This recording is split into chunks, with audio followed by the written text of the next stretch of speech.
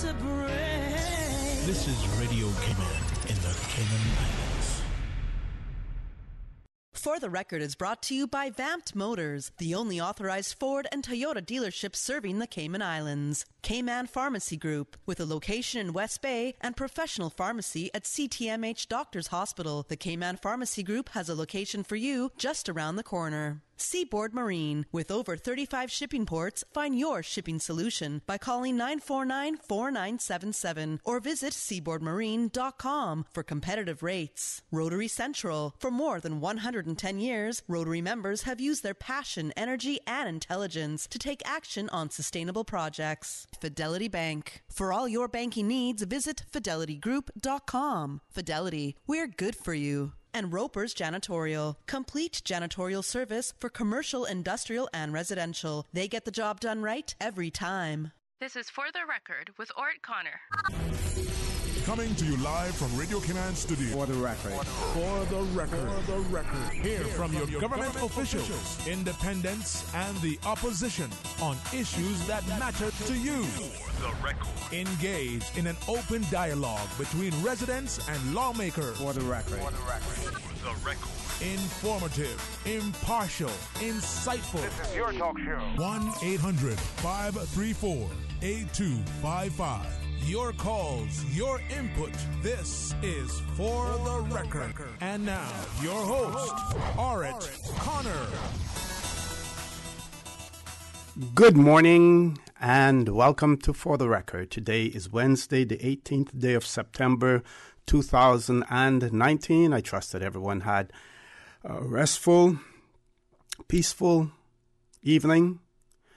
Those of you who are on the roads of the Cayman Islands, whether you're a pedestrian, whether you're a cyclist, whether you're operating any type of motorized vehicle on the roads of the Cayman Islands, again, we urge you to be extremely cautious. Please ensure that you observe the rules of the road. Remember, the life you save may simply be your own. It is understood that, again, the roads of the Cayman Islands this morning, especially coming into Georgetown, are extremely busy, in particular, coming from the eastern end of the island. My guest, Mr. Ezard Miller, has experienced some delays himself. It has taken him 1 hour to get from the Bordentown police station to the entrance to Northward. That is a distance of probably 1.25 miles, the most, I believe. And you're looking at 1 hour to reach that distance. It is appalling. It is amazing. But this morning at 5:45, traffic was starting to build up in certain areas. You found those pockets of about 8 or 9 cars driving together back behind each other, and then there's a huge gap, nothing else, and then another vehicle will come after. So you can see the buildup of traffic starting early, and there are a combination of factors that cause the backup of traffic as well, not to exclude the fact that there are so many inexperienced drivers on the roads of the Cayman Islands who do not know how to negotiate roundabouts, do not know how to use them properly, and as a result of that, end up with delaying traffic as well. Folks, I want to thank you for allowing Radio Cayman and, by extension, For the Record, into your homes, into your vehicles as you traverse the busy roads of the Cayman Islands, into your places of work, whether it be an office cubicle or if you're working in the outdoors.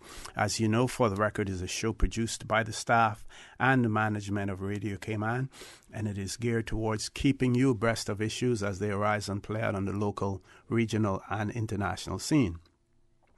I am your host, Orrett Connor, and you're welcome to join me every Monday, Wednesday, and Friday from 7:30 a.m. until 10 a.m. Our phone lines are always open. There's always someone there waiting to take your calls. Monday morning, it was the radio voice of Silver Fox, Mr. Paul Akal. This morning, it is that beautiful radio voice of Miss Susan Watson. You can call us on our toll-free number provided courtesy of Flo. That toll-free number is 1-800-534-8255. You can also call us on 949-8037 and 949-6990. And if you don't like to talk on the telephone, then simply email us at For The Record. That is one word, For The Record, at candw.ky. You can also WhatsApp us on 925-3261, where we encourage you to send us a text message or leave us a voice note, the contents of which will be played during the course of the show. And of course, you can follow us on YouTube simply by subscribing to Radio Cayman live stream. For those of you who are celebrating birthdays today, we want to wish you a happy birthday. If you've celebrated one between Monday and today, we want to wish you a belated happy birthday as well. And if you have one that is coming up soon, we also want to wish you a happy one when it comes as well. To our brothers and sisters over in Bermuda, we want to simply express our concerns and our prayers for you as Hurricane Umberto heads in your directions. I note from their newspapers there that come midday today, government offices and schools will close in Bermuda as Umberto approaches. Again, we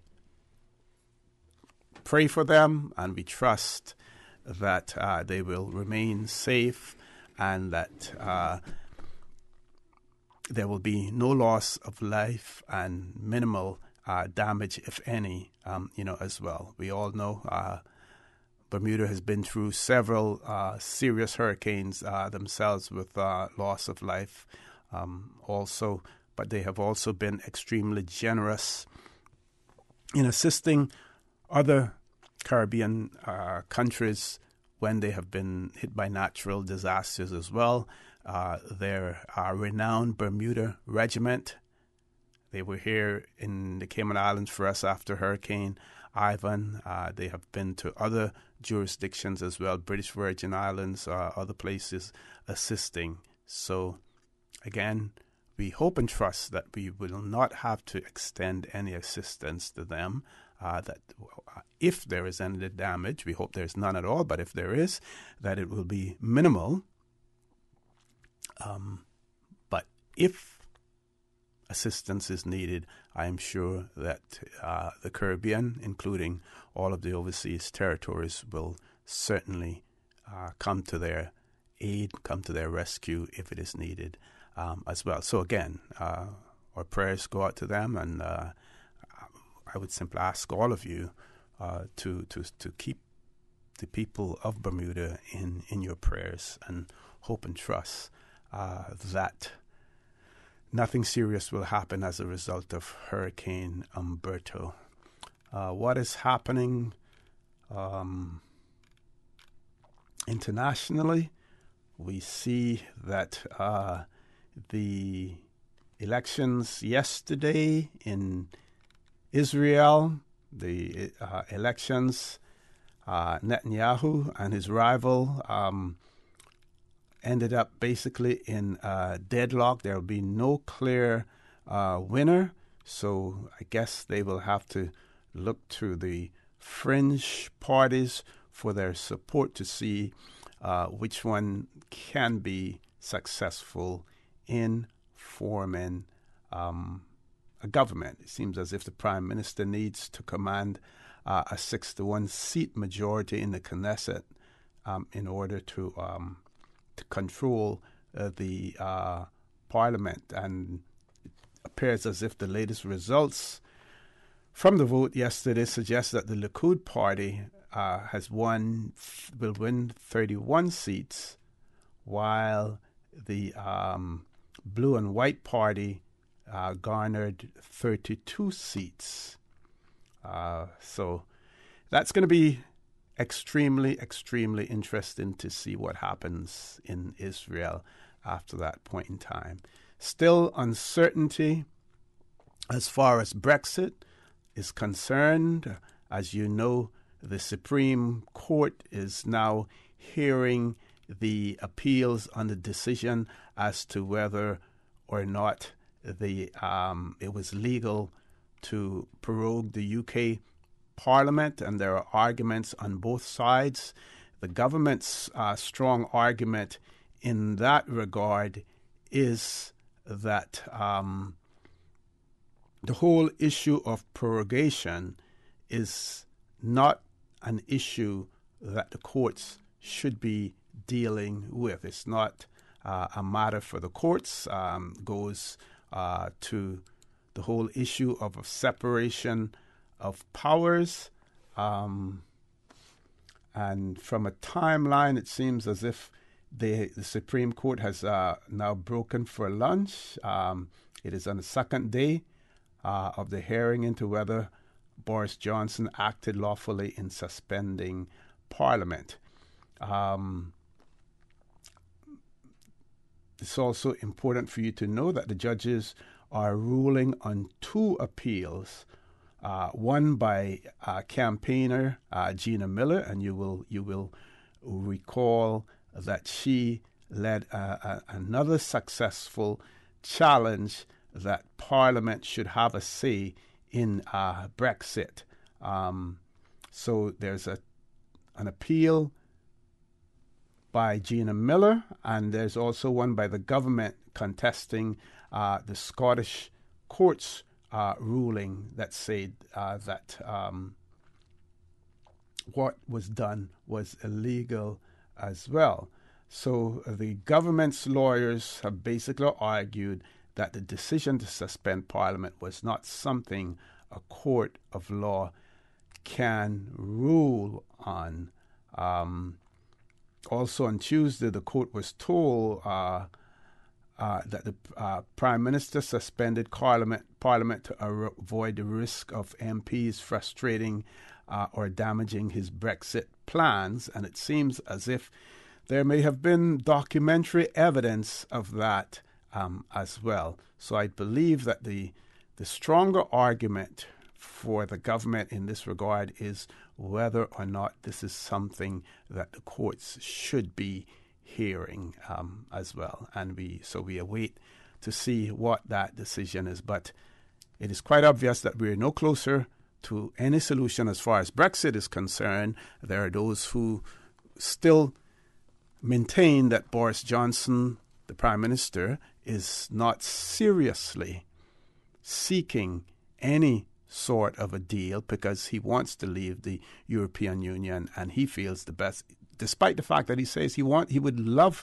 to leave with a deal. There are those who believe that he's not genuinely pursuing that, and come the 31st of October, he wants to leave without a deal. Time for us to take a commercial break. Folks, please stay tuned. For the record, we'll be back immediately after this short commercial break. The Cayman Islands boasts of a long, colorful, and rich history. In tribute to our roots, Radio Cayman, the voice of the Cayman Islands, is pleased to bring you the historical vignette series, sponsored by Cayman National Bank. Visit Cayman National Bank today for all of your financial needs. The Cayman Islands, he hath founded it upon the seas. The 1980s offered a decade of monumental progress as the Cayman Islands built upon its previous few decades of prosperity. In 1985, government consolidated the hotel, marine, trade and building, and evening schools into the community college. In 1986, marine parks were established in the waters off Grand Cayman in March and in Cayman Brac and Little Cayman in May. By 1987, the National Trust for the Cayman Islands law is passed and the trust began. In 1988, there was a close call for Grand Cayman as the eye of Hurricane Gilbert passes 30 miles south of Grand Cayman, causing $16.5 million CI dollars in damage. Also in 1987, the Water Authority's West Bay Road sewage system began working. By 1989, the census reported the population of the Cayman Islands at 25,355, a 150% increase on the 1970 population statistics. The CI Postal Service also celebrated 100 years of service. Radio Cayman's historical facts vignettes are proudly brought to you by Cayman National, with branches on all 3 Cayman Islands. Visit Cayman National Bank today for all of your financial needs. When you need stability, think Business of the Year. Considering a new career opportunity, think Best Place to Work. When dependability matters, think Outstanding Workforce. In need of a reliable financial partner? Think Bank of the Year. When you seek excellence, think Cayman National. No matter how many accomplishments we achieve, we always set the bar higher. That's why we are the most awarded bank in Cayman, and we are proud to be your 2018 Bank of the Year. It was a day that changed my life. No words can describe the feelings of seeing my baby boy sick for the first time. The overwhelming feeling of fear to be responsible for his health and happiness became my priority. So I did what any nurturing mother would do when their baby is sick. I took him to get some of the best medicine possible. CTMH Doctors Hospital Pharmacy understands the importance of careful decisions you make every day for your family. Our staff work towards healthcare excellence and providing the most current and up-to-date training with pharmaceutical care, so you can feel confident in knowing that your family is safe with the right medication. At CTMH Doctors Hospital Pharmacy, we take care of your health. Have you seen the latest? Cayman has been ranked the most expensive place to live. It's time to buy smart. It's time to buy Ropers. Find everything for your home and kitchen at low prices at Ropers. Ropers Janitorial, 949-2511. Email janitorial@ropers.ky. Clean up your spending with Ropers Janitorial, 949-2511. Ropers Janitorial also offers complete janitorial service for commercial, industrial, and residential. They get the job done right every time. Ropers Janitorial, 949-2511. At Seaboard Marine, customers often ask us questions about their shipments. Hi, I'm thinking of buying a car from the States. Which port do you ship out of? Hi, we ship out of Miami, Houston, and Brooklyn. Just let us know your port of choice and we can provide you with a quotation and answer any questions you may have on insuring and protecting your vehicle during its journey. Shipping shore to shore, Seaboard. In 1996, Rotary Club Central led the way initiating a disaster fund to prepare and assist our community toward recovery. The Rotary Clubs of the Cayman Islands then expanded this valuable instrument, the Rotary Cayman Disaster Fund. Thereafter, Rotary District 7020, a group of 86 clubs over 10 countries in 16 islands across the Northwest Caribbean, grew this idea, the Rotary District 7020 Disaster Fund. Today, this Rotary Central idea has worked relief and recovery, assisting communities throughout this region. Rotary, with you before, during, and after. Rotary, connecting the world. I'm going to Vamp Motors to test drive the new 7-seater Rush. They have some really sweet deals going on now, not true? Yep, on SUVs. And they sweeten the deal by giving you a warm oven-baked cookie with each test drive. Better test drive more than one, just to be sure. Take a test drive for a sweet surprise this month at Vamp Motors. Test drive any SUV and receive a freshly baked cookie. It's our way of saying thanks for dropping by to check out our huge sale on every SUV in stock. Save up to $4,400 during Vamp's summer SUV sale. That's every SUV in stock on sale for thousands off or cash back. Sweeten the deal only at Vamp Motors, Walkers Road. Cayman, get ready for this year's 2019 Fidelity Fun Run Series. Join us opposite John Gray High School for the first 3 Saturdays in September at 7:30 a.m. for an exciting 2-mile run. Whether you're a serious competitor looking for a fun family activity or you want to take an early stroll, the Fidelity Fun Run Series is the event for you. Strollers and pets are welcome, and we've got trophies up for grabs as well. Register today for the races on September 7th, 14th, and 21st. And get your Fun Run t-shirt. To register, visit CaymanActive.com for more information. System 1 loaded. 1-800-534-8255. What is on your mind when it comes to the government, independence, and the opposition? Issues that matter to you. 1-800-534-8255. Waiting to hear from you. For the record. This is For the Record with Orrett Connor. Good morning and welcome back to For the Record. No guests in the studio yet. Mr. Miller is still on the road heading in. As you know, he will always leave North Side early in the morning to get here. Took him 1 hour from the Boddentown police station to the entrance of Northward, the road going towards Northward. I estimate can't be any more than a distance of 1.25, 1.5 miles the most, and took over an hour just to travel that distance by car. Talking about hurricanes and hurricane season, I want to share with you an editorial in the Tradewinds newspaper, September the 16th, 1965, and I'm going to just simply ask you to bear with me because I am trying out my new reading glasses. They're, what do you call them, bifocal. So I have to get accustomed, to that as well. Just got them last night, so I'm going to try them out. If you hear me stumble a little bit, just bear with me. So this editorial says that as we approach the most dangerous part of the so-called hurricane season, we would like to suggest the occasional government notice about hurricane precautions. Of course, we've gone beyond that these days, and we have hazard management Cayman that is quite active in terms of keeping us aware and alert during hurricanes, before and during hurricane seasons. The editorial goes on to read that we have just witnessed from a safe distance the destructive power of Hurricane Betsy as it tore through the Bahamas, Florida, and Louisiana. This is a stern reminder of the very dangerous storms last year, which came all too close for comfort.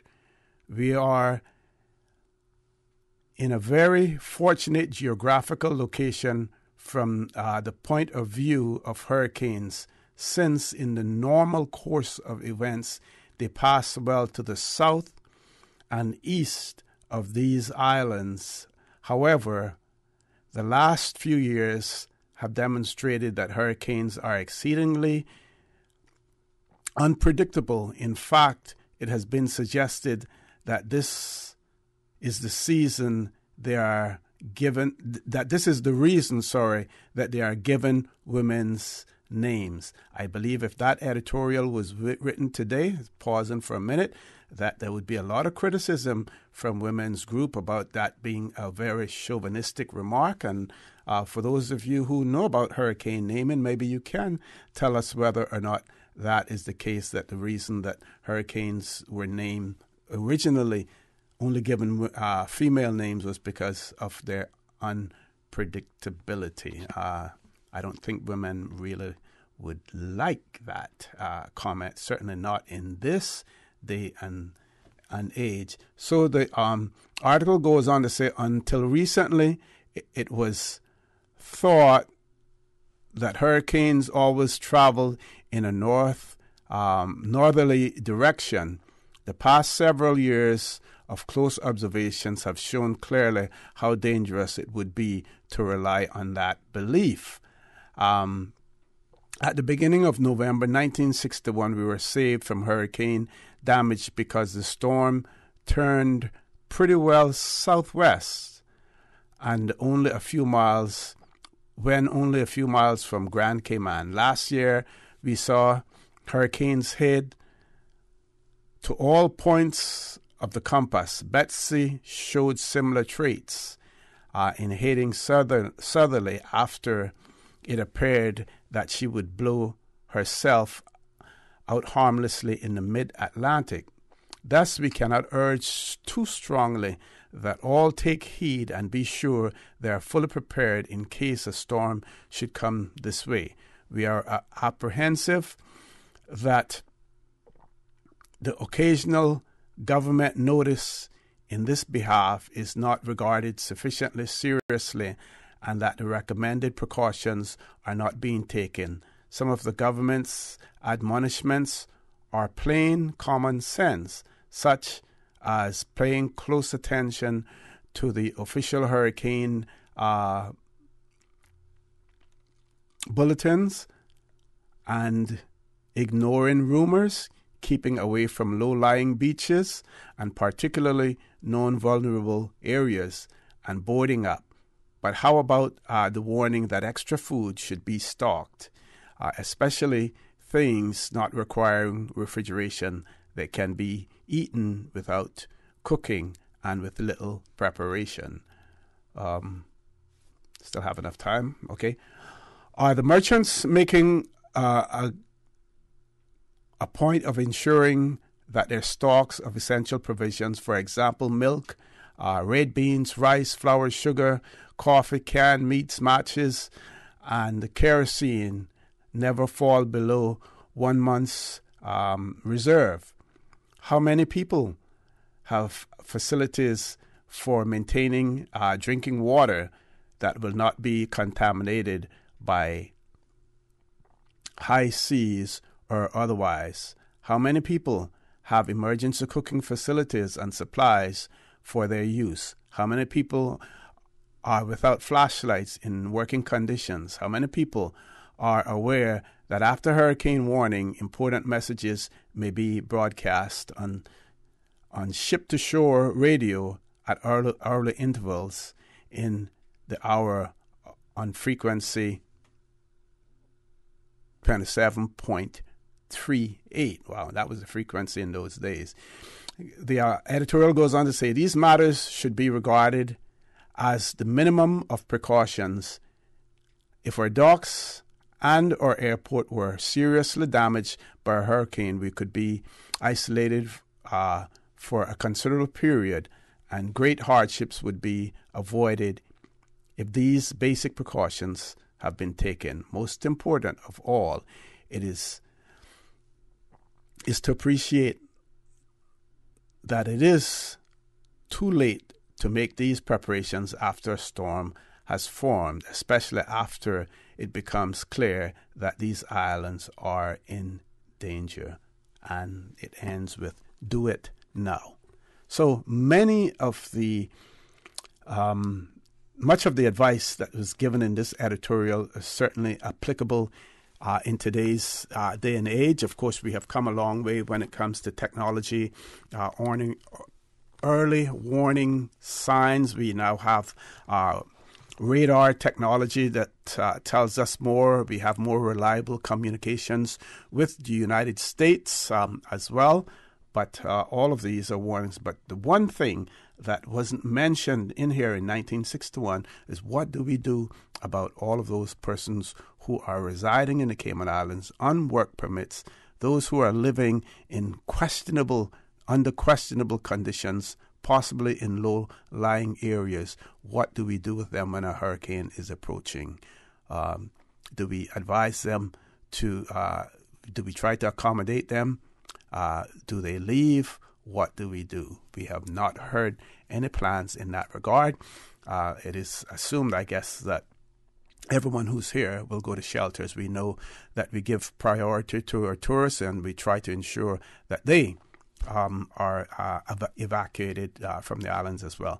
But that is something that the representatives, whether or not they be honorary council or otherwise here in the Cayman Islands, should look towards what is happening to their nationals. We know that we have a large concentration of certain nationalities in the Cayman Islands, and those things need to be addressed. Top of the hour, 8 o'clock news, hopefully. By the time the 8 o'clock news is over, our guests will be here. If not, we will continue the conversation, and of course we will keep the phone lines open for you if you want to call in as well. Please stay tuned. For the record, we'll be back immediately after the 8 o'clock news. Thank you, Mr. Connor. And studio time now by Price Right is 8 o'clock. Price Right is Grand Cayman's warehouse shopping superstore, making your dollar go further with huge savings and no membership fees. Get more of the things you use every day at the right price. But it's not just grocery and health and beauty. Price Right has a full range of products, from office to automotive, patio furnishings to kitchen appliances, and even electronics. And since warehouse prices mean savings for you, everything is priced right at Price Right, Grand Cayman's warehouse shopping superstore. The 8 a.m. news is brought to you by Sagicor. Let us put a smile on your face. Call 949-8211. Access to information. your community. News and information. Radio Cayman is your choice, your voice for today's biggest news. Radio Cayman.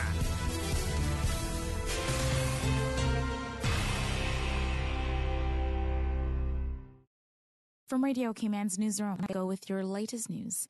A warning and reminder from the Royal Cayman Islands Police Service about the consequences of dangerous driving practice. This following multiple serious traffic collisions over the past few weeks. Officials report 7 DUI arrests were made this past weekend. 4 of the DUI arrests took place on Sunday night. 5 of the arrests made came following traffic collisions, including the serious collision which took place in Bodden Town on Saturday night. Several of those arrested were tested and found to have a blood alcohol content of 0.170% and higher, with the highest being 0.236%, over twice the legal limit. Officers also prosecuted 13 people for speeding offenses during the past 4 days. Police Inspector Dwayne Jones says people are often shocked when they find themselves faced with a fine of several $100s. However, Inspector Jones says these fines are easily avoidable if you simply follow the law. He says pay attention to your speed and pay attention to the road signs so you know how fast you should be going, especially within a school zone. Make a plan for getting home if you're going out drinking, and Inspector Jones adds simply following these steps can save you significant unwanted expense, the inconvenience of losing your license, and maybe even help save a life. The Governor tours the Sunrise Adult Training Center. The Governor's visit was a fantastic way to launch our 2019 and 2020 training year here at the Sunrise Adult Training Center. During his 2-hour visit, Center's Director Kimberly Voden tells Radio Cayman Governor Roper also officially opened the facility's state-of-the-art multimedia production studio and gave a special performance. We were honored and delighted to have him share his musical talents on the steel pan, along with those of our special guests, and look forward to his continued support of our work with our clients. The multimedia production studio will be used by clients interested in learning to play and sing or record spoken tracks or vlog posts. It will also offer training opportunities for clients showing an interest and aptitude in editing and producing tracks. As well as reviewing the center's functional academics, life skills, and arts and crafts courses, Governor Roper looked in on SRC's Grow Group horticultural and poultry workshops, snack and lunch prep groups, occupational therapy, and vocational training spaces. In other local news, for fostering effective communication, Dorothy Sims is the Chief Officer's choice in the Ministry of Commerce, Planning and Infrastructure. Here's Radio Cayman's Dion Anglin with more. A customer service officer within the Facilities Management Department, Dorothy Sims, receives the Chief Officer's Choice Award for July as part of the Deputy Governor's Award program. She is recognized for fostering effective communication, which is one of the strategic goals within the 5-year strategic plan for a world-class civil service. The Chief Officer's Choice recipient got her start with government as a clerical officer in November of 2001 and received a transfer to the post of receptionist in 2008. It was in 2015 that the position was renamed Customer Service Officer. Ms. Sims, who provides coverage to the reception area, is well known in the government administration building as she was one of the first points of contact for customers entering the building. That was until she moved to the inner workings of the Facilities Management Department. Now, Ms. Sims assists with card access creation, civic center bookings, and help desk support while still providing coverage to the reception area when needed. Ms. Sims made mention that she enjoys doing what she does, and she said the satisfaction of knowing that she has helped make other people's lives better, less complicated, and less stressful makes her feel better. Reporting for Radio Cayman News, I'm Dion Anglin. We now turn to the BBC with a check of international news. That's it from me. From Radio Cayman's newsroom, I'm Shanda Gallego. BBC News with Chris Barrow. Saudi Arabia's Crown Prince says the attack on his country on Saturday poses a real test of the world's willingness to confront acts that threaten international stability. Mohammed bin Salman was speaking ahead of what the Saudi Defense Ministry says will be the presentation of evidence that Iran was behind the strike on oil facilities. The Iranians deny involvement. The European Parliament has voted to call for Britain to leave the EU with a deal 6 weeks before its scheduled departure at the end of next month. MEPs backed the resolution despite a briefing by the Commission President Jean-Claude Juncker that he couldn't say there'd been any real progress in negotiations. For the second time this year, a general election in Israel appears to have produced no clear winner. Exit polls suggest that the Likud party of the Prime Minister Benjamin Netanyahu hasn't gained enough seats to form a government. And that's the latest BBC News. The 8 a.m. news is brought to you by Sagicor. Let us put a smile on your face. Call 949-8211. Think about something that makes you happy. Did it make you smile? We know it did, because that's what we do at Sagicor. Put smiles on our clients' faces every day. With a large range of products to cover your family, it's no wonder most locals choose Sagicor for their life insurance needs. Serving the community for over 25 years. Let us put a smile on your face. Call your Sagicor advisor today. Access. Information. What's happening in your community? News and information, music and more. You can find us. www.radiocayman.gov.ky. Like us on Facebook and follow us on Twitter. Radio Cayman is your choice, your voice for today's biggest news. Radio Cayman.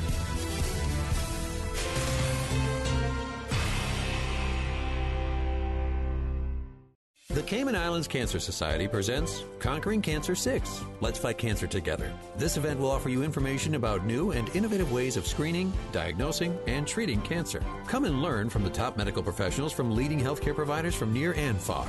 The event takes place at the Marriott Beach Resort the 21st of September. This interactive health fair is free to the public of all ages and will include free healthcare screenings for glucose level, blood pressure, BMI, and cholesterol, as well as free health food samples.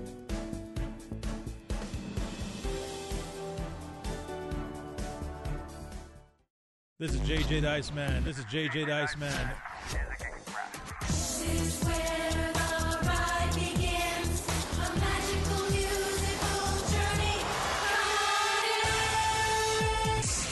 Weeknights on Radio Cayman, 8 to 10. Music on Express. Friday nights, 8 to midnight. Music Express. Radio Cayman's Music Express is brought to you by Taster's Choice, home of the $3 meal special. The Weather Report is proudly sponsored by Super Stitch Sewing and Fabric Center, your one-stop household store at 39 Pasador Place, Smith Road. Still offering the best prices in town. Call 949-2833 or go to superstitch.com.ky. Thinking of decorating your home or your apartment? Then Super Stitch is the place for all your household needs. We have sheets, comforters, bathroom accessories, curtains, and a whole lot more. We are the original curtain store with curtains for every room in the house. Some special now in curtains for $10 a panel. Yes, just $10 a panel. Come see us today at Super Stitch. Super Stitch, your one-stop household store at 39 Pasadora Place, Smith Road. Still offering the best prices in town. Call 949-2833 or go to superstitch.com.ky.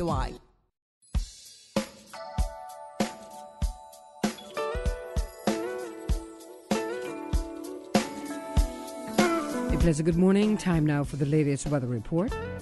Current temperature is 84 degrees. Relative humidity is 81%.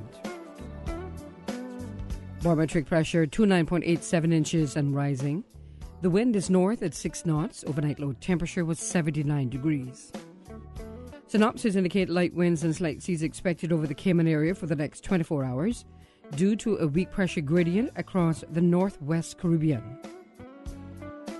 Radar images show scattered showers around the Cayman area moving towards the southwest. The National Hurricane Center is issuing advisories on Hurricane Umberto, Tropical Storm Jerry, and Tropical Depression Imelda. Hurricane Umberto was located near 31.8 north, 69.9 west. It's about 240 miles west of Bermuda. Umberto is moving east-northeast at 16 miles per hour, with max sustained winds of 115 miles per hour. Tropical Storm Jerry was located near 14.1 north, 47.7 west. It's about 960 miles east of the Leeward Islands, and it's moving west-northwest at 13 miles per hour, with maximum sustained winds of 45 miles per hour. Tropical Depression Imelda was located near 30.0 north, 95.6 west. It's about 25 miles north-northwest of Houston, Texas, and it's moving north at 5 miles per hour with max winds of 30 miles per hour. These systems pose no threat to the Cayman Islands. Now the forecast for the Cayman Islands for today, calling for partly cloudy skies with a 30% chance of morning showers, and temperatures will be in the upper 80s. Winds will be northerly at 5 to 10 knots, and seas will be slight with wave heights of 1 to 3 feet. Pretty much the same for tonight. Partly cloudy skies with a 30% chance of overnight showers and possible thunder, and temperatures falling to the upper 70s tonight. Winds will be northerly at 5 to 10 knots, and seas will be slight with wave heights of 1 to 3 feet. High tide will be this morning at 11:56, low tide this evening at 5:36, and a high tide again tonight at 11:13. Sunset 6:24, sunrise 6:14, and the outlook is calling for similar weather conditions through Friday morning. Superstitch Sewing and Fabric Center was the proud sponsor of the Weather Report, your one-stop shop for all of your household items, craft items, jewelry, beads, and decorations, and much more. Call Superstitch at 949-2833 or email customer care at superstitch.com.ky.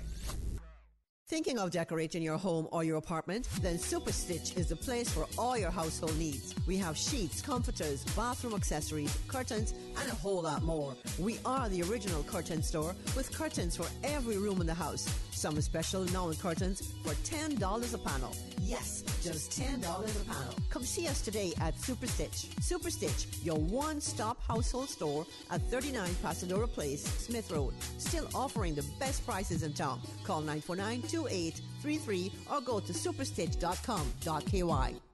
Sometimes people leave you halfway through the wood. No one is alone. Once upon a time, all your wishes came true, and you lived happily ever after. Or so you thought. Come see Cayman Drama Society's presentation of the musical Into the Woods. Into the woods to grandmother's house and home before dark. The show opens Thursday, September 12th, closes Saturday, October 5th. Tickets are selling fast. Order yours now at cds.ky. Into the woods and out of the woods. To be continued. Attention all gamers.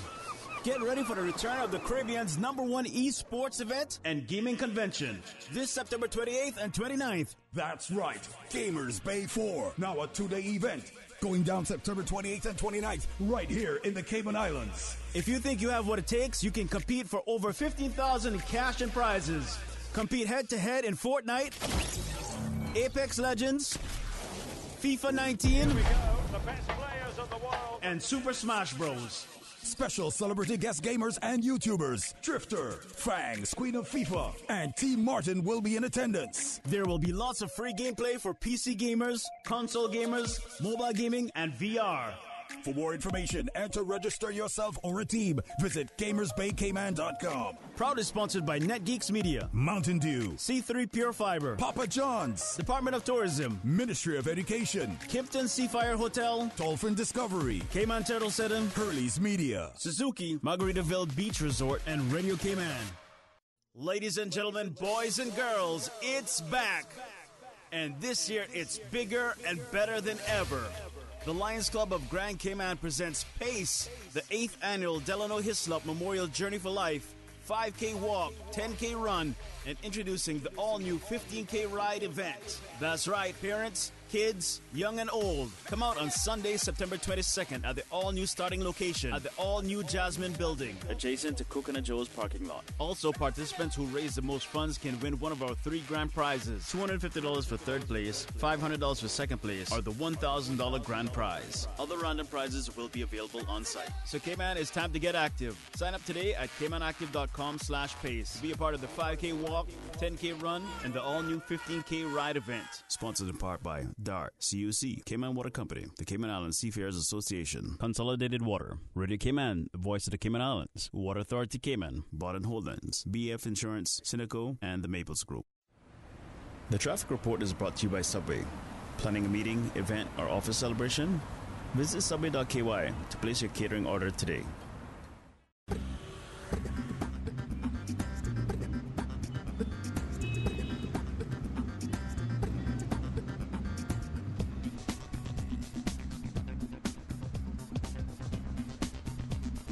Good morning once again. Let's take a look at what's happening with our traffic. And it is a frustrating morning if you're coming from the east. Slow-moving traffic on Shamrock Road and the Linford-Pearson Highway.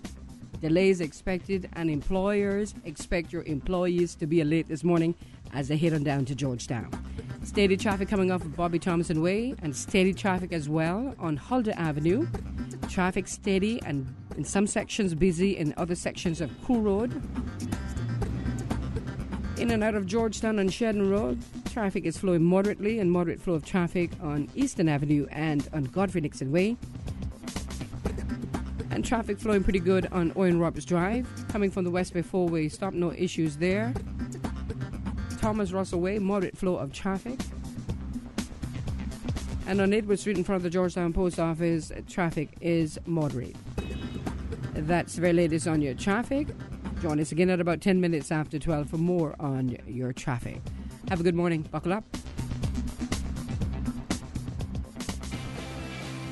Trying to knock off a few pounds? Come into Subway and try one of our mouth-watering salads. Take your favorite meats and veggies from Subway and turn them into a delicious salad topped with your favorite dressing. If you're not feeling creative, no worries. Try one of our salads from the menu, like the double chicken chop salad. It's sure to please every time. Stop into any of our 7 locations and grab one today. Now with 3 locations open 24 hours. Subway. Eat fresh. The traffic report is brought to you by Subway. Planning a meeting, event, or office celebration? Visit subway.ky to place your catering order today. Think about something that makes you happy. Did it make you smile? We know it did, because that's what we do at Sagicor. Put smiles on our clients' faces every day. With a large range of products to cover your family, it's no wonder most locals choose Sagicor for their life insurance needs. Serving the community for over 25 years. Let us put a smile on your face. Call your Sagicor advisor today. For the record, with Orrett Connor. Initiating system. For information that matters. For the record, with Orrett Connor. Continues right now on Radio Cayman. Good morning and welcome back to For the Record. Our phone lines are still open. 1-800-534-8255. You can also call us on 949-8037, 949-6990. Email us at fortherecord@candw.ky. WhatsApp us on 925-3261 as well. We expect Mr. Miller to be in the studio as soon as he makes it in, because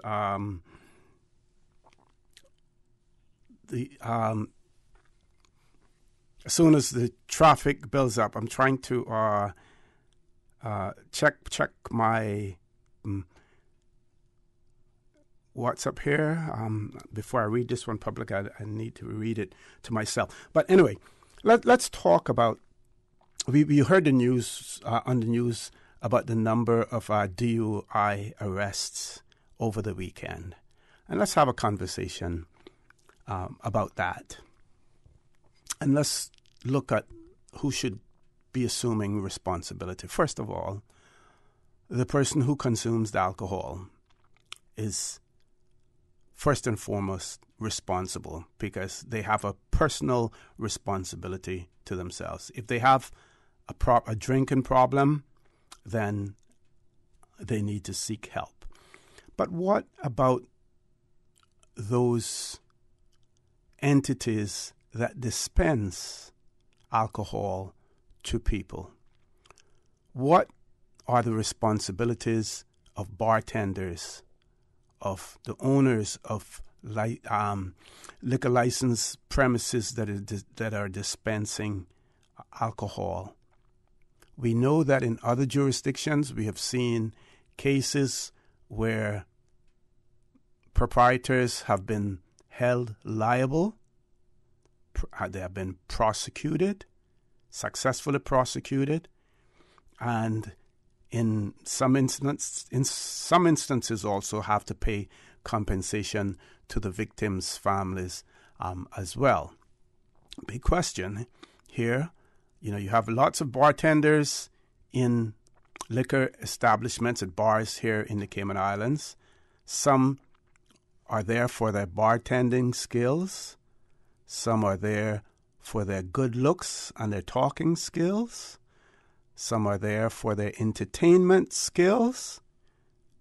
But while dispensing alcohol, have they been trained to monitor how much an individual is drinking, and when it appears that they have had too much, to cut off their supply, but not only cut off their supply, but in some way or the other ensure that they do not get behind the wheel of a vehicle and go out there and drive. So my position is, first and foremost, the responsibility is on the shoulders of the individual. The responsibility is also on the shoulders of those persons who dispense liquor. Now, we talk about the dispensation of liquor in the Cayman Islands and the number of liquor licenses in the Cayman Islands. I was looking at Tradewinds newspaper again. You all must say, well, all he must know is the Tradewinds newspaper. One of my favorites, I must say. The September the 21st, 1967, and the annual liquor licensing meeting was being held in the Cayman Islands to license all of those entities that required liquor licenses. We talk about today, we know today now that it is extended even further, but I will, time allows, I will give you the names of some of them. So we had name and you had to. It was published locally in the newspaper, and they would give you the name and occupation of the applicant, the premises that is being sought to be licensed, and the type of license that they were seeking as well. So you had Mr. E. Sherwood, Cayman Arms, a club, and that was also a restaurant. You had Mr. John Hatch, Beach Club, the hotel proprietor, Mrs. Ethel Cook Borden, English shop, merchant. Then you also had, she had another location, Miss Ethel Cook Borden. You had Mr. Santo Christian, who's a bartender. Mr. George W. Borden, an engineer, and that was for Pirates Cove in East End. Mr. John M. Edwards, West Indian Club, hotel manager. Mr. Lemuel E. McField, for Farmers Bright Spot General Retail, and Lemuel E. Banks, everyone knew him as Farmer, Mr. Farmer. You had Mr. Oswald Cornwall, the Standard Bar, Georgetown, General Retail. Now, the Standard Bar was also the bar that was known as Captain Ben's Bar, right opposite Royal Bank of Canada. That was where that was located. I believe that Guinnep Tree is still there in that area as well. And that was the play area where B.U., a Cuban man by the name of B.U., had his store as well. I think later on it was occupied by Miss Iris Faulkner in that area. Then you had Mr. Gerald Payne, Caribbean Club. He was listed as a manufacturer for some reason, but bottle and wholesale. You had Mr. Alvis Smith for general retail. He's a saloon keeper, North Georgetown. Graham Thompson, storeroom, wholesale, salesman. So he had several locations, South Church Street, Owen Roberts, Airport Transit Lounge as well. You had Mr. Albert McDoom, Delmax Club in West Bay. Also, 2 licenses there. You had Mr. Gleason Ebanks, the Fresh Horse Bar, Mr. Robert Butts for Bayview Hotel, Mr. Eric Bergstrom for Tortuga Club, Mr. James A. Borden, also known as Sonny Boy Borden, right? Storeroom, wholesale, Denos and Geddes Limited. He was also the Esso Terminal manager, Mr. Anton Borden. His was a bottled liquor, Corner of Guard House, liquor merchant, Bordentown. You had Mr. Bunyan Whitaker, Old Man Bay, Mr. Daniel Simmons, also the late Mike Simmons, Mango Tree, Crew Road. Also, he had a storeroom wholesale license. You had Mr. What was this? Hubble. Pedro Castle, Tom Hubble. Pedro Castle. For some reason, they had it as Todd, but I believe that must have been a typo there. So it was Tom Hubble, and he was for Pedro Castle as well. In addition to those, you also had Miss Billy Lee Watson for the airport. Mrs. Doris Parker, Cayman Kai, Mr. Miller, you would know that one. We had... No, she should be Rum Point. Yeah, but they had Rum Point, right, yes. And then you had... for Cayman Kai. Robert Brenton, Rum Point, Mr. as well.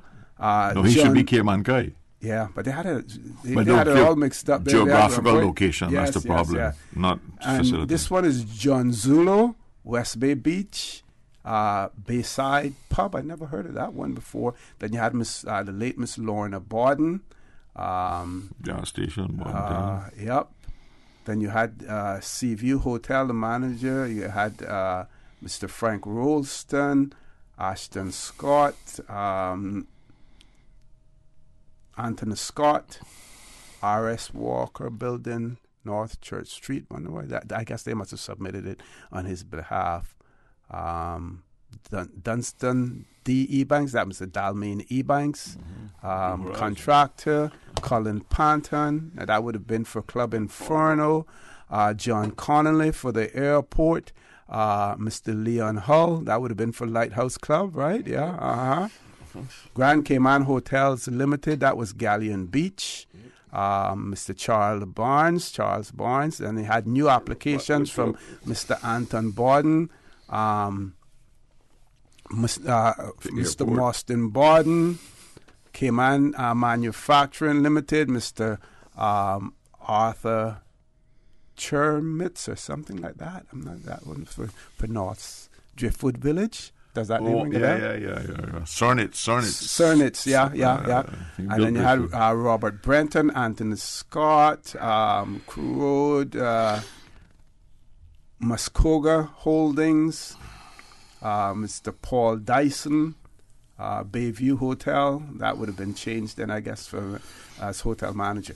All of this just to demonstrate that you talk about a lot of liquor licenses today. We had them in the 60s as well. 9,000 population. Yeah, precisely. Going to go to a commercial break, but Mr. Miller, I want to say good morning. Welcome to For the Record. You need a break after sitting out in that traffic for so long. Yeah, that's what almost talking about what Graham Thompson talked about, growing roots, sitting out so long. Kind of ridiculous, and I left home at 6 o'clock. Okay. Get 8:30. What were there police checks on the road or anything that was seen to be holding up the traffic? I don't know. I've heard my wife complaining earlier. She's now leaving home at 5:30 in the morning to get to work at 8 o'clock. I think it's something to do with, apparently they had some changes in the school times. So I brought it back earlier till 8 o'clock instead of 8:30 or something like that. And so the traffic is building up earlier. So when you thought you could leave at 6 and get into town by 7, now you got to leave at 5 or 5:30 to get ahead of that school traffic. Wow, unbelievable. Let's take a commercial break. When we return, the conversation will commence with MLA Mr. Ezra Miller, so please stay tuned. I'm going to Vamp Motors to test drive the new 7-seater Rush. They have some really sweet deals going on now, not true? Yep, on SUVs. And they sweeten the deal by giving you a warm oven-baked cookie with each test drive. Better test drive more than one, just to be sure. Take a test drive for a sweet surprise this month at Vamp Motors. Test drive any SUV and receive a freshly baked cookie. It's our way of saying thanks for dropping by to check out our huge sale on every SUV in stock. Save up to $4,400 during during Vamp's summer SUV sale. That's every SUV in stock on sale for thousands off or cash back. Sweeten the deal only at Vamp Motors, Walkers Road. It was a day that changed my life. No words can describe the feelings of seeing my baby boy sick for the first time. The overwhelming feeling of fear to be responsible for his health and happiness became my priority. So I did what any nurturing mother would do when their baby is sick. I took him to get some of the best medicine possible. CTMH Doctors Hospital Pharmacy understands the importance of careful decisions you make every day for your family. Our staff work towards healthcare excellence and providing the most current and up-to-date training with pharmaceutical care, so you can feel confident in knowing that your family is safe with the right medication. At CTMH Doctors Hospital Pharmacy, we take care of your health. Ladies and gentlemen, boys and girls, it's back. And this year, it's bigger and better than ever. The Lions Club of Grand Cayman presents PACE, the 8th annual Delano Hislop Memorial Journey for Life, 5K walk, 10K run, and introducing the all-new 15K ride event. That's right, parents, kids, young and old. Come out on Sunday, September 22nd at the all-new starting location at the all-new Jasmine Building, adjacent to Coconut Joe's parking lot. Also, participants who raise the most funds can win one of our 3 grand prizes: $250 for third place, $500 for second place, or the $1,000 grand prize. Other random prizes will be available on site. So Cayman, it's time to get active. Sign up today at caymanactive.com/pace to be a part of the 5K walk, 10K run, and the all-new 15K ride event. Sponsored in part by DART, CUC, Cayman Water Company, the Cayman Islands Seafarers Association, Consolidated Water, Radio Cayman, the voice of the Cayman Islands, Water Authority Cayman, Borden Holdings, BF Insurance, Cineco, and the Maples Group. In 1996, Rotary Club Central led the way, initiating a disaster fund to prepare and assist our community toward recovery. The Rotary Clubs of the Cayman Islands then expanded this valuable instrument, the Rotary Cayman Disaster Fund. Thereafter, Rotary District 7020, a group of 86 clubs over 10 countries in 16 islands across the Northwest Caribbean, grew this idea, the Rotary District 7020 Disaster Fund. Today, this Rotary Central idea has worked relief and recovery, assisting communities throughout this region. Rotary, with you before, during, and after. Rotary, connecting the world.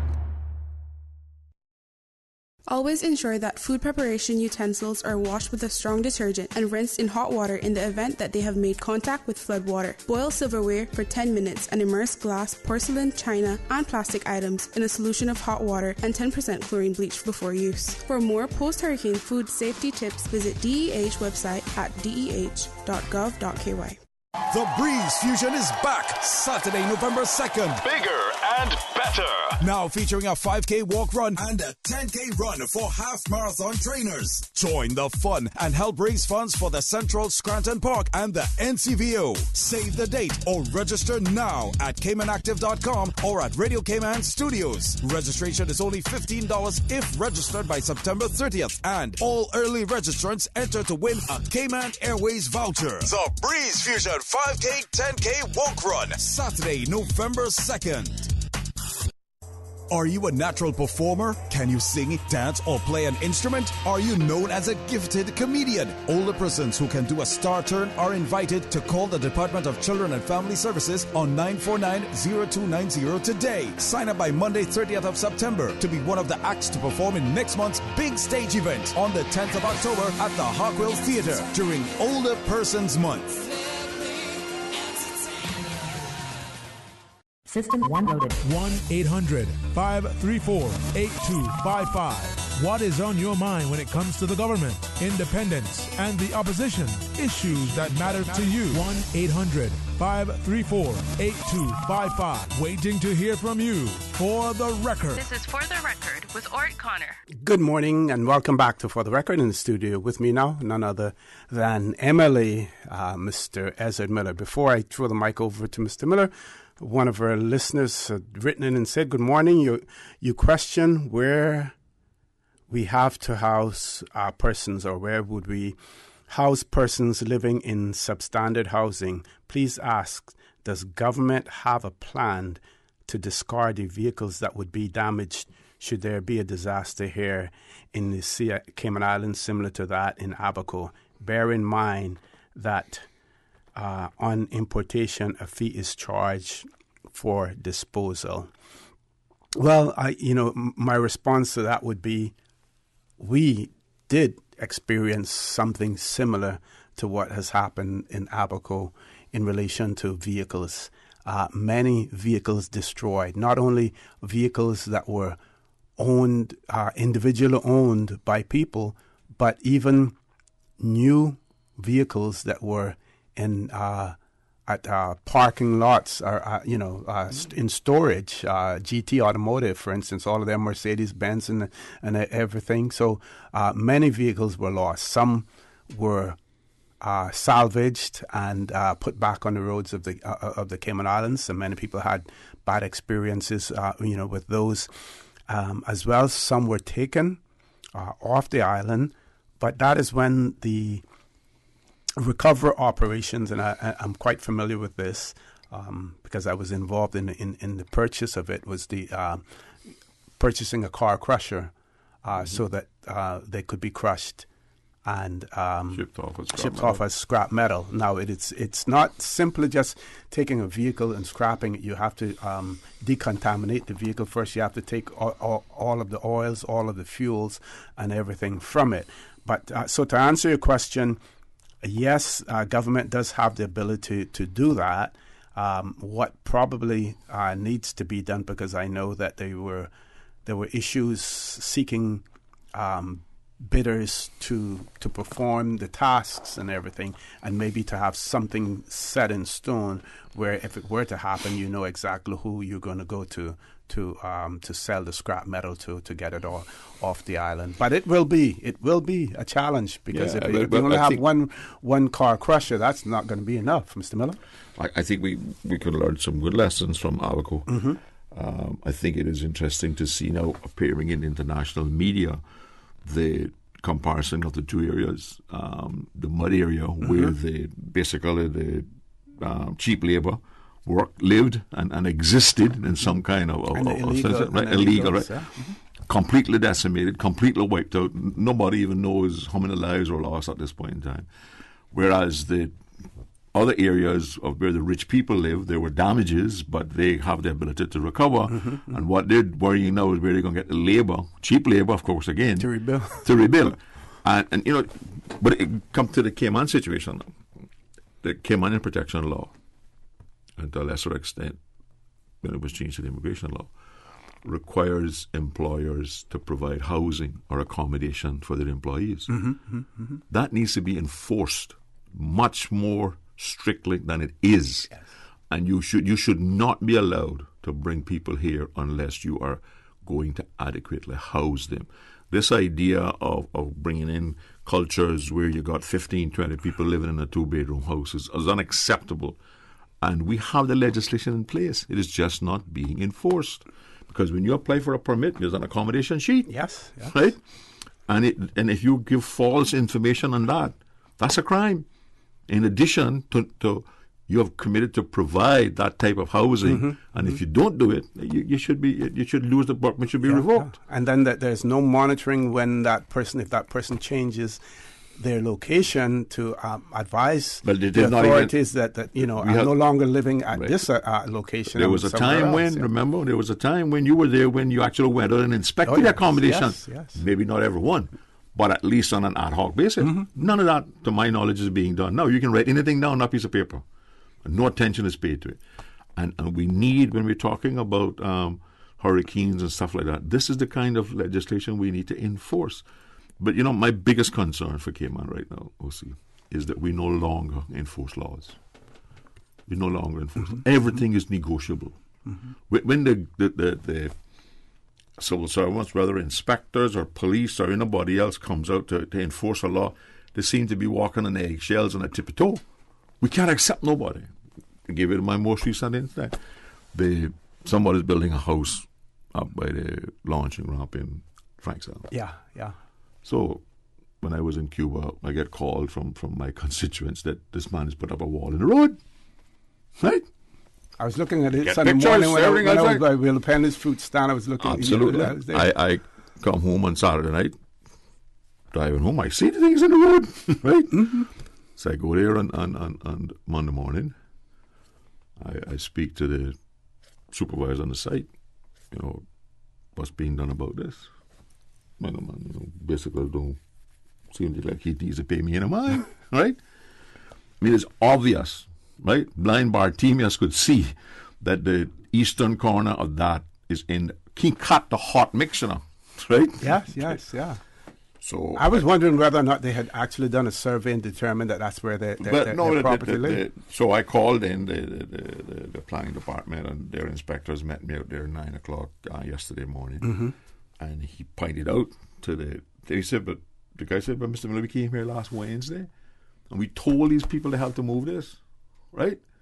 That they can't put the wall here because the drawings are clear, right? It has to be 2 feet, almost 3 feet, 2 feet from where their boundary marker, the road marker is. Okay. Which is almost 3 feet inside where it is. So I called over the supervisor. I said, excuse me, but these people say they came here last Wednesday and told you that this couldn't work and you're not done about it. I said, let me tell you how things are going now, right? I'm going to call the chairman of the National Roads Authority. He has agreed to visit the site. You see, I have the planning officers here. I go in Georgetown. Anyhow, this is not filled in by 12 o'clock today. I can promise you I am going to invite the whole media up here, right? And I'm going to send an email to the planning department that your whole site be closed down. The other thing they're doing now, this man have been totally uncooperative for people. He built the wall out in the sea. He built the wall there by the launch ramp. Promised me and Mr. McLean both 2 years ago, a week before Easter, 2 years ago, that he was going to take the wall down. Planning, the Central Planning Authority, in their wisdom, gave him permission to leave the wall house until he started the house. Just think of this. This is the illegal wall out in the sea now, right? And what does that have to do with starting the house? Exactly. So when I look in the parking lot, the parking lot's full. So I called the supervisor. I said, these your workman cars? Well, yeah. I said, well, boy, let me tell you something now. This is a fisherman. You ain't parking here. The owner of that property next door that you're working with must provide parking for precisely. you. But I shouldn't have to do this. The police have crossed that wall how many times? Don't stop and say anything. You can't tell me, you ride bicycle, you can't tell me that the police could not see that was a road hazard. Anybody coming out of Northside Road or coming down Eastern Road, if you have to swerve from anything, and the trench is open, you know. It is. And they got plastic. They got a plastic fence. Orange plastic, that's the barricade that's there. My position is this, that contractor or owner should be prosecuted for damaging government road and cutting up government road without permission. But you think that can happen? And it should be made to restore it or pay for the restoration. You think that can happen? Not gonna happen. That is what, and these people know they can't do that in their own country.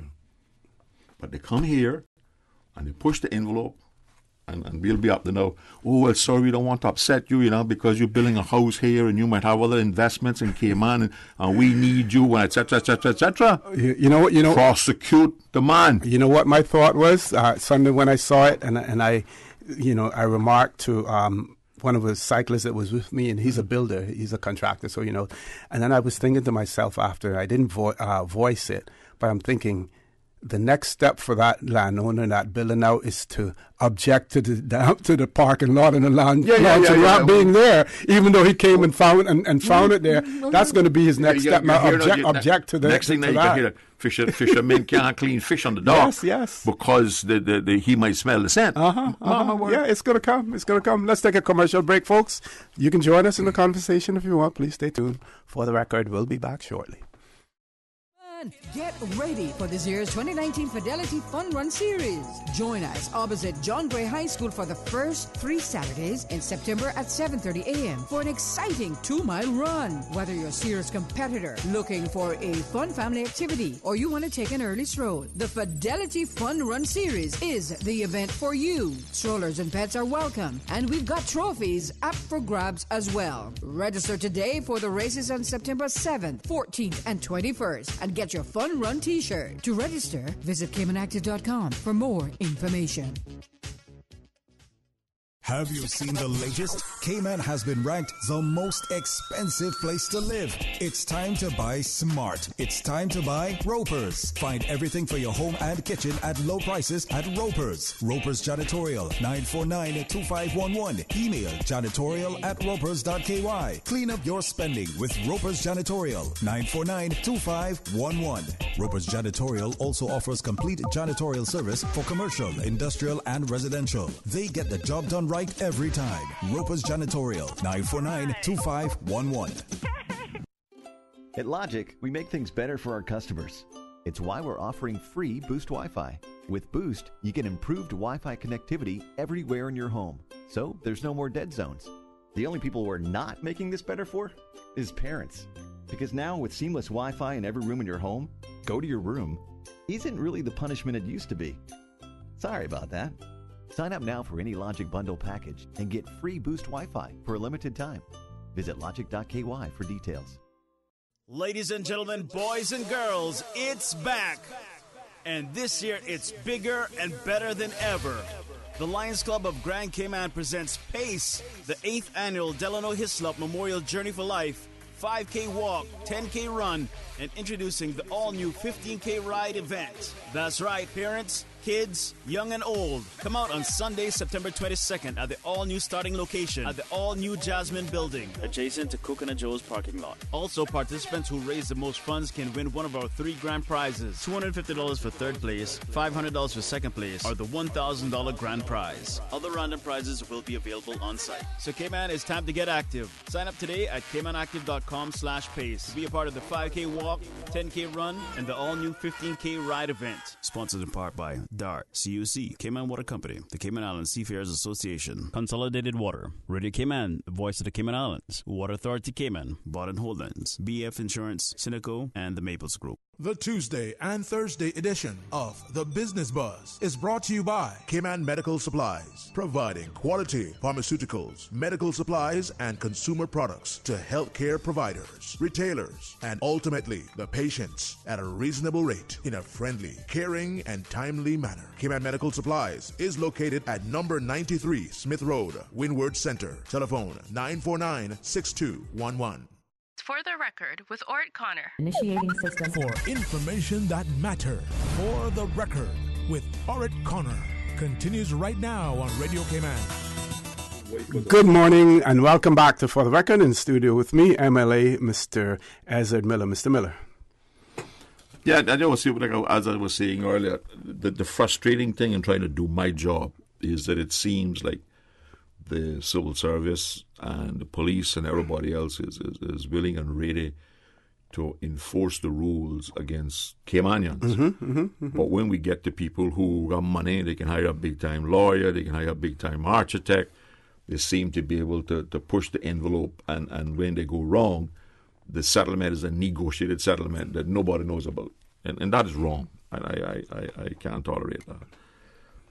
But that's what we have to work with, and that's the police, that's the civil service that we're working with, and it makes my job difficult and it's frustrating to not be able to get the kind of things that done when they need to be done. We were talking about the traffic earlier, and I did get a note last night from the Honourable Minister Hugh, which they seem to be trying to find solutions, both short-term and long-term. They have some what seems to be reasonable short-term plans that may have some effect on long-term plans, but what it means, I guess, if they're going to do that kind of work from Bordentown coming down to Georgetown, I guess it means that my little project of Waterkey Road, which is so badly needed, is likely to be delayed again as for the road. And for the road, it's a very dangerous situation. But here again, we have somebody who happens to be a lawyer, and everybody seems to be afraid of him. Anybody else, we enforce the law. He put his fence down in the road, right? Nobody seems to be able to make him move the fence. He's been holding up the changes that need to be, the building of that road in its gazetted position now for almost 6 years, right? Because the government seems to always want to negotiate something with the man. My position is this: listen, you put the wall on the gazetted road, they should send a bulldozer there, knock it down, and charge him for the time that they charge to knock it down.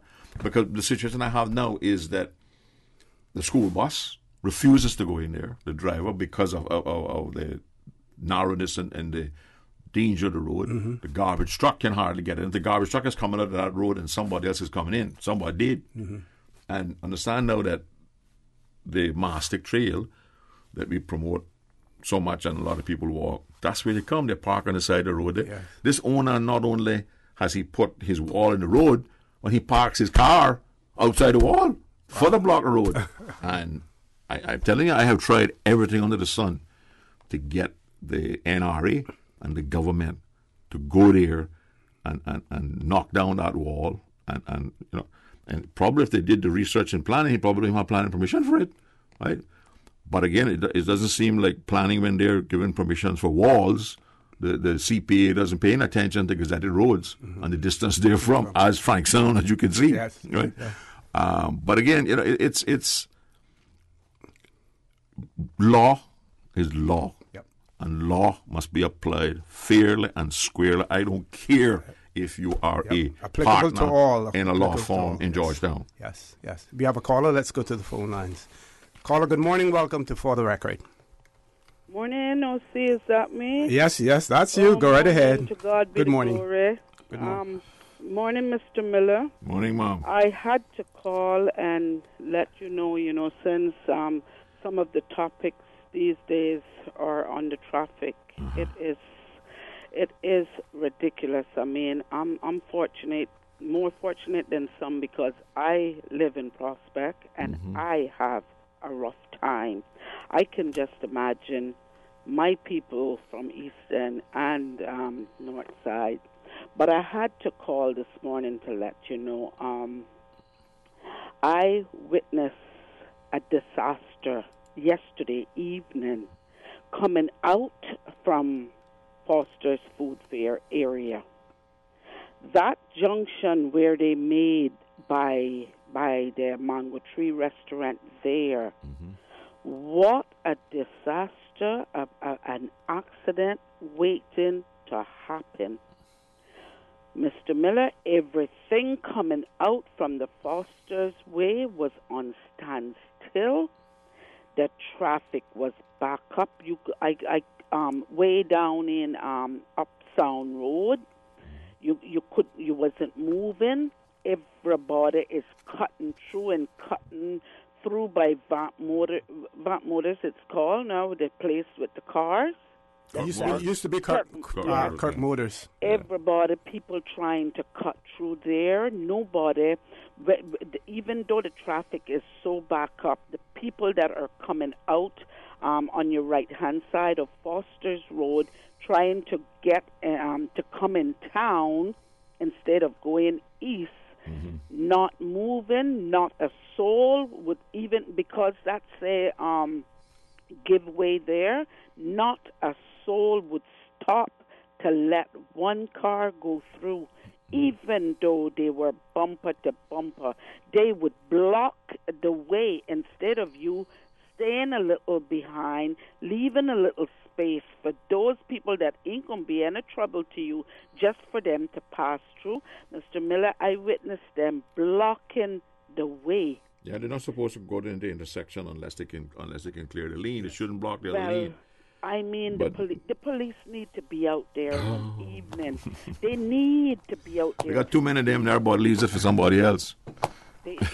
And you know, another thing that I think is helping to block up the traffic in morning, people are using their phones and not paying attention. That's a traffic offense in itself. But. Yes, because they are running bumper to bumper, they just take the time to use their phone because they get bored.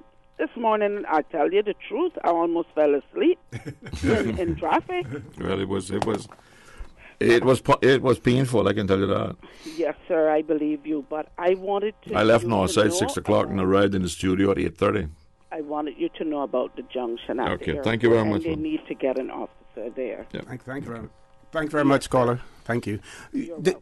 And you said you got a note from the minister, but are they addressing the elephant in the room, which is the whole issue of the number of vehicles that we have on the roads of these islands? But we have another caller. Let's grab the caller before we go to the 9 o'clock news. Caller, good morning. Welcome to For the Record.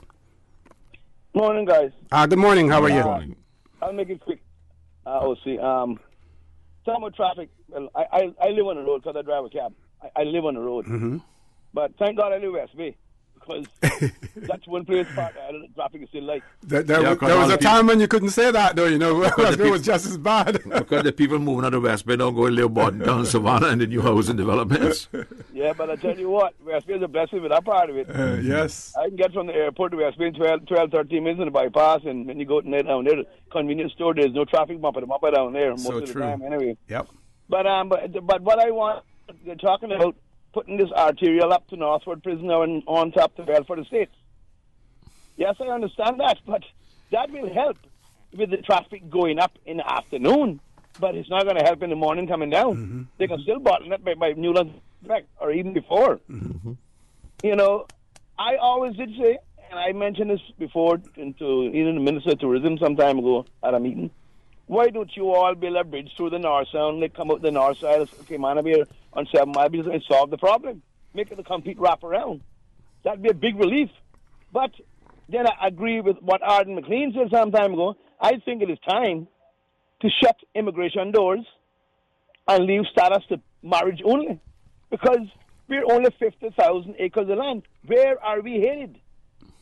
The way I see it, if it continues, I think what we headed for, we can destroy silver tourism in the future. Because I drive tourists every day. Some have been coming for the last 40 years. Mm-hmm. So I know what's going on, what they're saying. But that's all I have to say, guys. And as I don't know if you agree about the bridge through the North Sound, but I would think to put it. I don't agree with the bridge to the North Sound. I think we need it.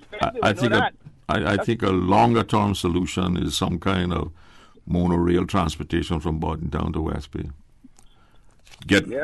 Because anyway, that's my opinion this morning. No, that's appreciated. Thank you very much. Thank you very much. Go ahead, Mr. Miller. But everybody's talking. The Chamber of Commerce and to some extent the government seems to be constantly promoting the idea that we need to grow our population to $100,000 people. Sorry, understand that is going to mean, given the current ratio between people and cars, somewhere between 25 and 30,000 more cars. Right?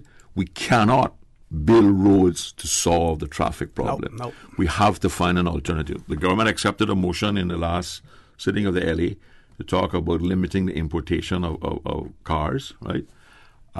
They need to get on with implementing it, And we have to stop being afraid of hurting people's feelings. Yeah, my position is simple. If a car is not safe enough for Japanese roads, it's not safe enough for Cayman roads. Okay, top of the hour. One of the things that the government must drive social behavior sometime by economic policy, Mm-hmm. And if you can't bring in those cheap cars, right, there are going to be less cars being on the road. Yeah. I mean, one of the callers before mentioned the fact that, needing more police on the roads. But when you're in bumper-to-bumper traffic like that, there's not much the police can do. What the drivers have to do is they have to police themselves. And there is no discipline on the roads of the Cayman Islands. No discipline whatsoever. I mean, I observed this morning people coming out of Anton Borden Drive, people coming out of Northwood, coming out in the road and blocking non-coming lane of traffic, yes. to force somebody to let them in. Yep. That's wrong. If somebody says you can come out, then you should come out into the lane of traffic. Exactly. But you should not cross and block that lane of traffic because you believe you can force a person to stop. Precisely. Top of the hour, 9 o'clock news. Folks, please stay tuned. Headline news, 9 o'clock. Please stay tuned for the record. We'll be back shortly. Radio K-Man. Radio K-Man's newsroom. These are the biggest stories right now.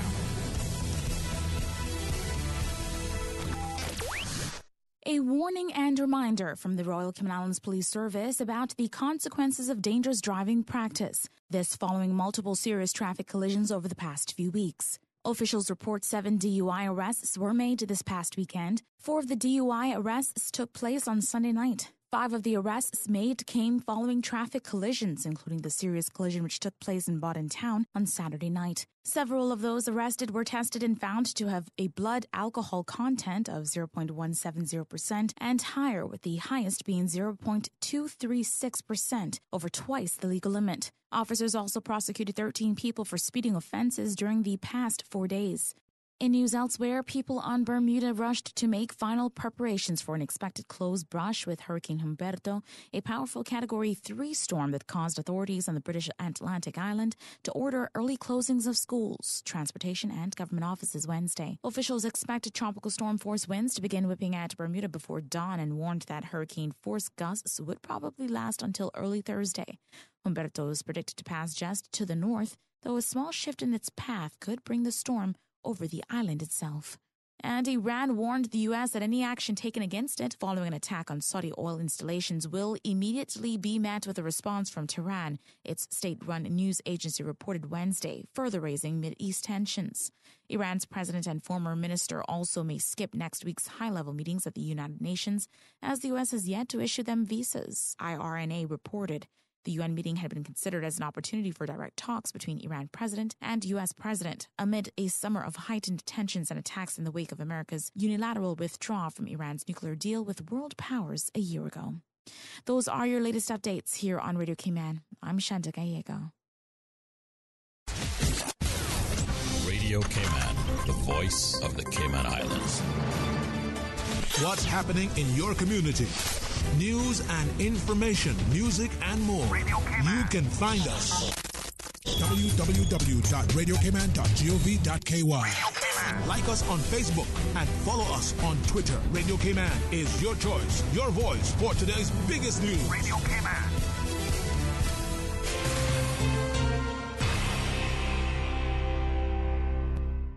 For the record, with Orrett Connor. Initiating system. For information that matters. For the record, with Orrett Connor. Continues right now on Radio Cayman. Good morning and welcome back to For the Record. The topic of congestion, traffic congestion on the roads of the Cayman Islands has dominated the conversation this morning, and it will continue to be a topic of interest. Maybe those who are thrilled and enthralled about people-initiated referendum, maybe we should consider a people-initiated referendum, or first seek the government to see whether or not they will do something about the importation of vehicles into the islands, the control of the number of vehicles to the island, because it is becoming a national issue of national importance. It is important because we have to deal with the disposition of those vehicles after they off the roads of the Cayman Islands. It becomes a health issue to the extent of the number of injuries that are people receive as a result of car accidents. It also becomes a health issue in terms of the quality of the air that we breathe, because we have no restrictions on the type of vehicles and the type of emissions that are created by those vehicles. So it is a serious issue. It will continue, and we really need to seriously address it. And we need to address it in a way that we do not hurt people's feelings. And one, I do not believe that it is an inherent right for any person who is coming to work in these Cayman Islands to have the right to import a vehicle to the Cayman Islands, much the least own a vehicle if we need to get to that stage as well. One of the interesting things would be if the police would do an analysis of the fatal accidents and see whether there's any correlation to the safety values of those cars versus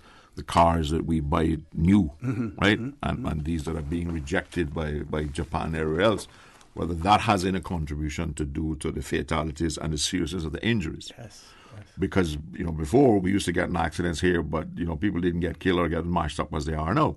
So it begs the question, is it because the majority of the cars that are being imported now are less safe than the ones that we used to import before? Yep, we have 2 callers. Let's go to the phone lines. First caller, good morning. Welcome to For the Record. Good morning, gentlemen. Good morning, Doc. How are you? Good morning to Mr. Ezra Miller. Good morning, sir. How are you, Doc? Pretty good. Can I join this conversation? Absolutely, sir. Yes, you can. Okay. I think what we have been doing is talking around the question of the traffic congestion and so forth. We have been developing, say, in the 1960s, as you have been really very oriented about the development and the proliferation of liquor license and stuff. That interprets that a country is developing fast. What we have not developed are the institutions to go along that other cities, and you don't have to reinvent the wheel. No. All you have to do is look at how other cities developed and look at the history of development. And the city that comes to mind to me is one I lived in called Vancouver, British Columbia. But put that aside, what we have a planning department. We have a roads department. We have all of these things, but we do not have any urban planning. We do not have any urban geographers, but we do have any urban planners to plan, to develop the future of a city, just like how you plan the future of your children's education. Right. Just how you plan the future of your business. How is your business going to look 10, 15 years after you have started it? And what do you want to achieve? We have to get in the 21st century. We're not even in the 19th century right now when it comes to development. Yep. Now, what we have done, I thought when they moved from the glass house and they would start talking about building government places, they were going to diversify the services that the government provides. I thought they were going to diversify the buildings and put them in different places so that all the 5,000 or 6,000 people who work for the government are not going to the same place every morning, every day. Right. Another thing, I do not understand that we do not understand why are we busing children from one district to the other to go to school? Why are we bringing children from East to go to school in Georgetown and bringing children from West Bay to go to school in Georgetown? We should have known and seen by now we build a high school and an elementary school in every district. Doc, you're breaking up. We're sort of losing you. Yeah, and so we wouldn't. Am I okay now? Yeah, that's better, but not quite okay, but better. If you're on the speakerphone, you may want to come off it, Doc. Just a minute. Okay. Am I okay now? Yeah. Much better, yes. Okay. So what we've done, we need to build schools in these districts so that we do not have to be busing all of these children, all of this traffic jam from one district to the other. We have a school in the Eastern District right now. We have the 1600 school. That should be a catchment school for all of the children in Northside, all of the children in Bordentown, all of the children in Breakers, all of the children in East End, in that area. Yep. And then they would not have to be coming into Georgetown from that area. And then we should have a school in West Bay so that all the high school children, all the elementary school children should be going to school in West Bay. And you would not have to be busing people from West Bay in the morning. And then, what we need urban geographers, urban planners to say, how are we going to move people from east to west, north to south the fastest? That's what we need to do. Building new roads and stuff is not enough. Even when we have built enough roads, we have this ridiculous situation now. We have the east-west arterial coming down from the east. We have the Shamrock Road coming down.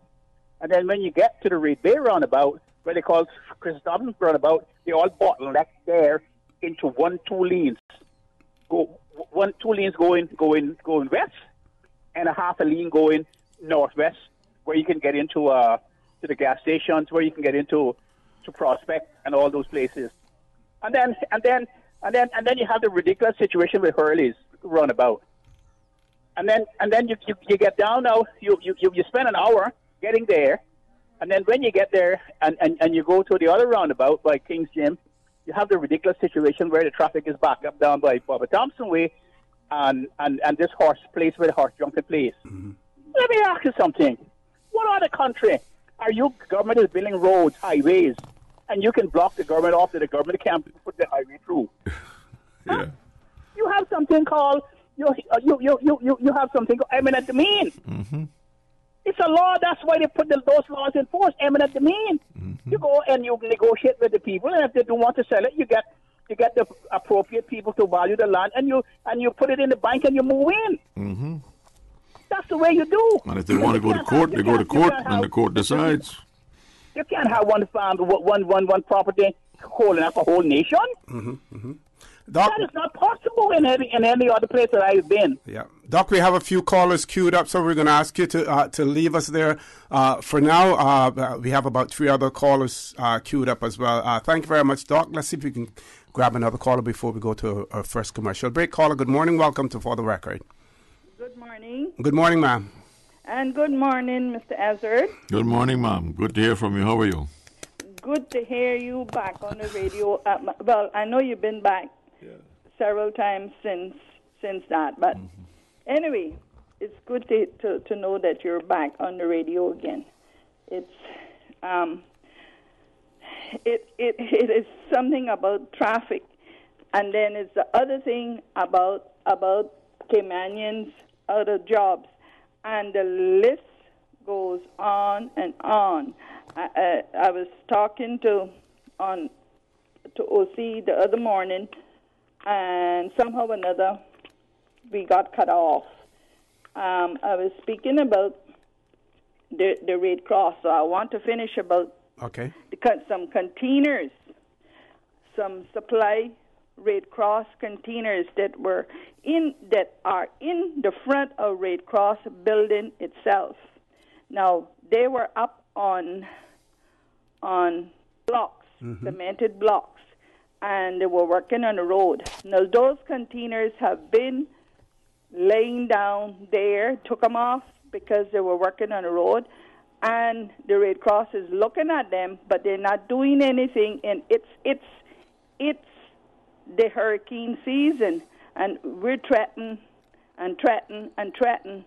God bless us that no hurricane has hit us so far. Then, or even serious weather. Then they got one down by the Bosun Bay Presbyterian Church, a 40-foot, and one side of that is way up in the air, the other side is down, the bush and everything. That's what I was talking about. They're not doing what they're saying that they're doing on our radio, because remember, you can say anything. Jobs is another thing for Caymanians. Mm-hmm. Make I tell you, I have experienced that the last 6-7 years, and it's nothing but excuses for Caymanians. And then they go on with their work permits, Then when these people not prove what they said they are, then they expect for the public to have pity on them. And you know, it's not only the foreigners that's doing that, the work permit people that are doing that. It's Caymanians hiring them because they got to have a work permit before they even get on a plane from either direction that they come in from. That got to be proven nowadays, apparently. But what are we doing about it? It's like we not got know what my grandmother and my mother used to say, gumption, to say enough is enough. Stop these work permits for at least a year or two and get the Caymanians that want to work. Some don't want to work, but that comes from every nationality, back to work and stop forming excuses from government right down.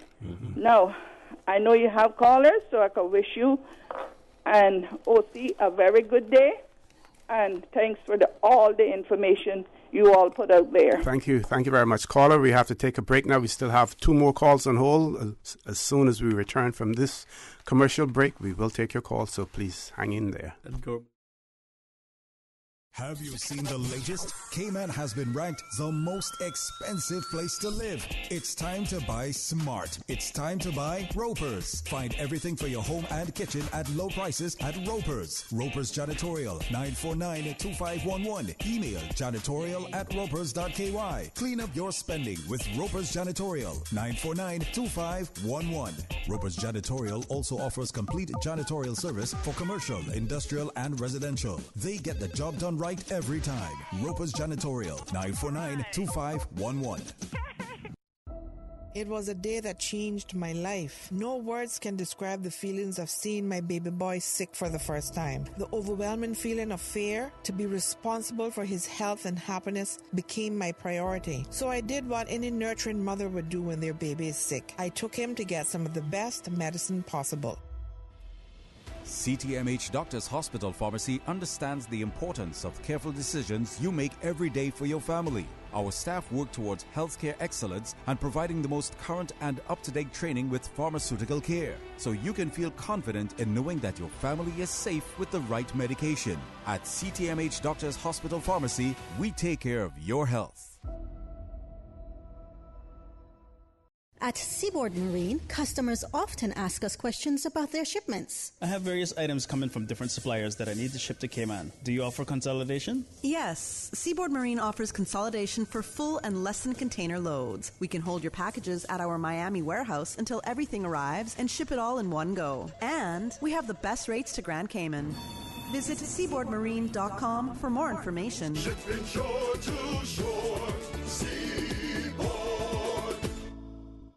The Breeze Fusion is back Saturday, November 2nd. Bigger and better. Now featuring a 5K walk run and a 10K run for half marathon trainers. Join the fun and help raise funds for the Central Scranton Park and the NCVO. Save the date or register now at CaymanActive.com or at Radio Cayman Studios. Registration is only $15 if registered by September 30th. And all early registrants enter to win a Cayman Airways voucher. The Breeze Fusion 5K, 10K walk run. Saturday, November 2nd. Support our port, support our tourism. I support building the piers because the cruise industry puts millions of dollars into our economy each year. Without that revenue, young people like me risk facing an uncertain future. Learn more and spread the word. Looking forward, looking bright. Support our port, support our tourism. For the record, with Orrett Connor. Initiating system. For information that matters. For the record, with Orrett Connor. Continues right now on Radio Cayman.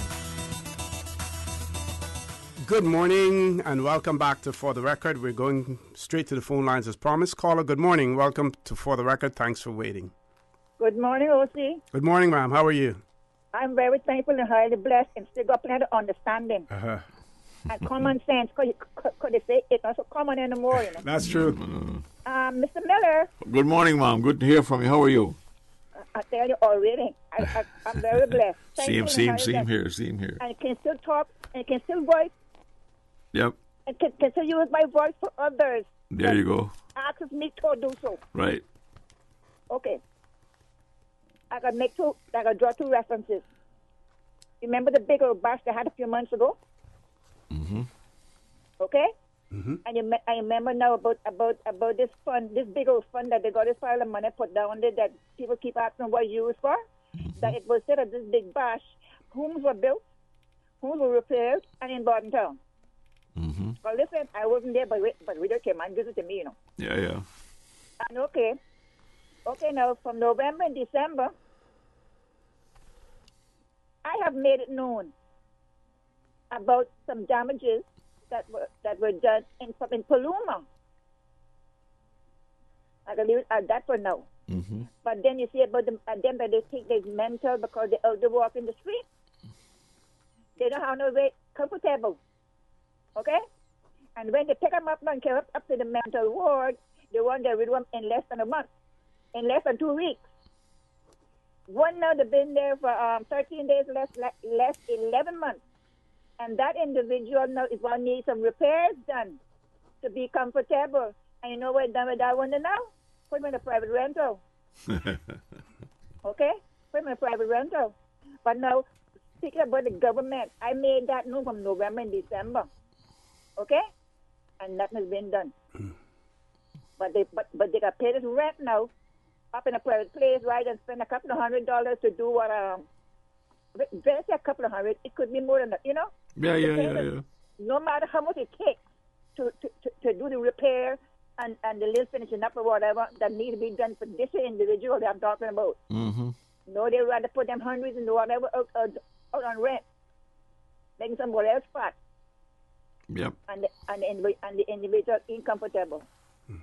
Okay? No, sometimes the logic doesn't you know. Okay, thank you, caller. Next caller, good morning. Welcome to For the Record. Good morning, caller. Welcome to For the Record. Yes, good morning, gentlemen. Good morning, sir. How are you? Okay. Good morning to the listening public also. Yes. Well, we have to put a limit to the cars coming here on this island.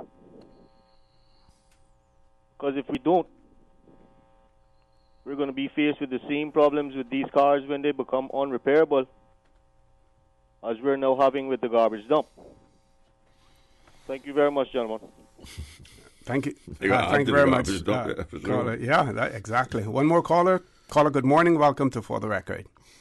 Morning, Mr. Connor, and morning, Mr. Miller, I think it is. Morning, sir. Yes, it is. Yeah. Mm-hmm. I just want one quick. I don't know what the topic is. I just anything you want to talk about. Yep.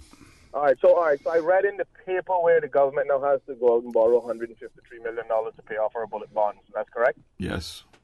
All right. Well, they have chosen to. They have chosen to do that. Well, they only chose it because they don't have the money to pay it. Let's be realistic here. No, they have I think they have the money to pay, but you wouldn't want to empty your coffers. But we can talk about that afterwards. Go ahead, sir. Go ahead, sir. Yeah, because I don't want to get into scenarios as to why they're doing it. All I know is that it's in the paper saying that the government seeks to borrow $153 million to pay bullet bonds, point blank. End of story. Now, if they wanted to give us a reason why they chose to borrow it, then maybe that should have been the headline. Right. Anyway, end of story is this. Now I think we can seize a perfect opportunity because now all the conversation about the FFR and all these different things and the constraints of borrowing money and all of the like. Now is a perfect time now for us to also include the cost of the port should the referendum win. Should they win the referendum, then maybe they should have a conversation about borrowing an additional $240 million with the soundproof business model that they have to get that we own the port, that no private entities own that port. We own, operate, and control that port. If this country decides that we need a port, because that's what the referendum is for people to voice their opinion. If the country goes that way, two things need to happen. We need to get the best possible scenario in terms of the methodology to build out that we possibly can. We can't spare any change or cut in the corners when we're building it because we can't reverse it. That's number one. And number two, here's an opportunity now that we're at the borrowing table, and somehow I'm assuming that the FFR has allowances for this because otherwise I don't think the government would have made that announcement unless they have covered these things. However, now is the perfect opportunity for this country to take the initiative to have an extended conversation and say, hey, you know what? Now that we're in this situation, maybe it might make more sense for us to be inclusive of our port, which is an essential part of the everyday life of the Cayman Islands and its people. And we want to own and control this entity forever. We don't want to put it into private hands for 25, 30, 40 years. We don't like that scenario. That would be in the best interest of this country, and the government would have my support on that. You guys have a good one. Thank you very much, caller, for that. I think that is quite a reasonable and a legitimate point that the caller has there in relation to it. The question is, should we seek to have that included in the question?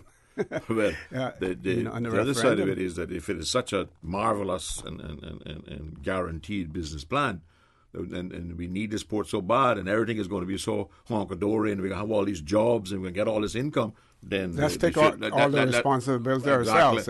Let's take the risk. 100%. Let's take the risk and make the profit, and not let the tourists make the profit. Yeah, and his reference to the FFR, I believe that the government has a tacit support of the Minister for the Overseas Territories in relation to it. Well, the FFR, in terms of what has been presented so far. Now, I don't know whether or not the FCO would support it if it meant that the government was taking on an additional $200 million in terms of liability, in terms of a loan. What the FFR speaks to is the ratios that we have created, not the UK. Exactly. Which is, let me see if I can get it right now, is that our total debt cannot exceed more than 80% of our annual budget. Right.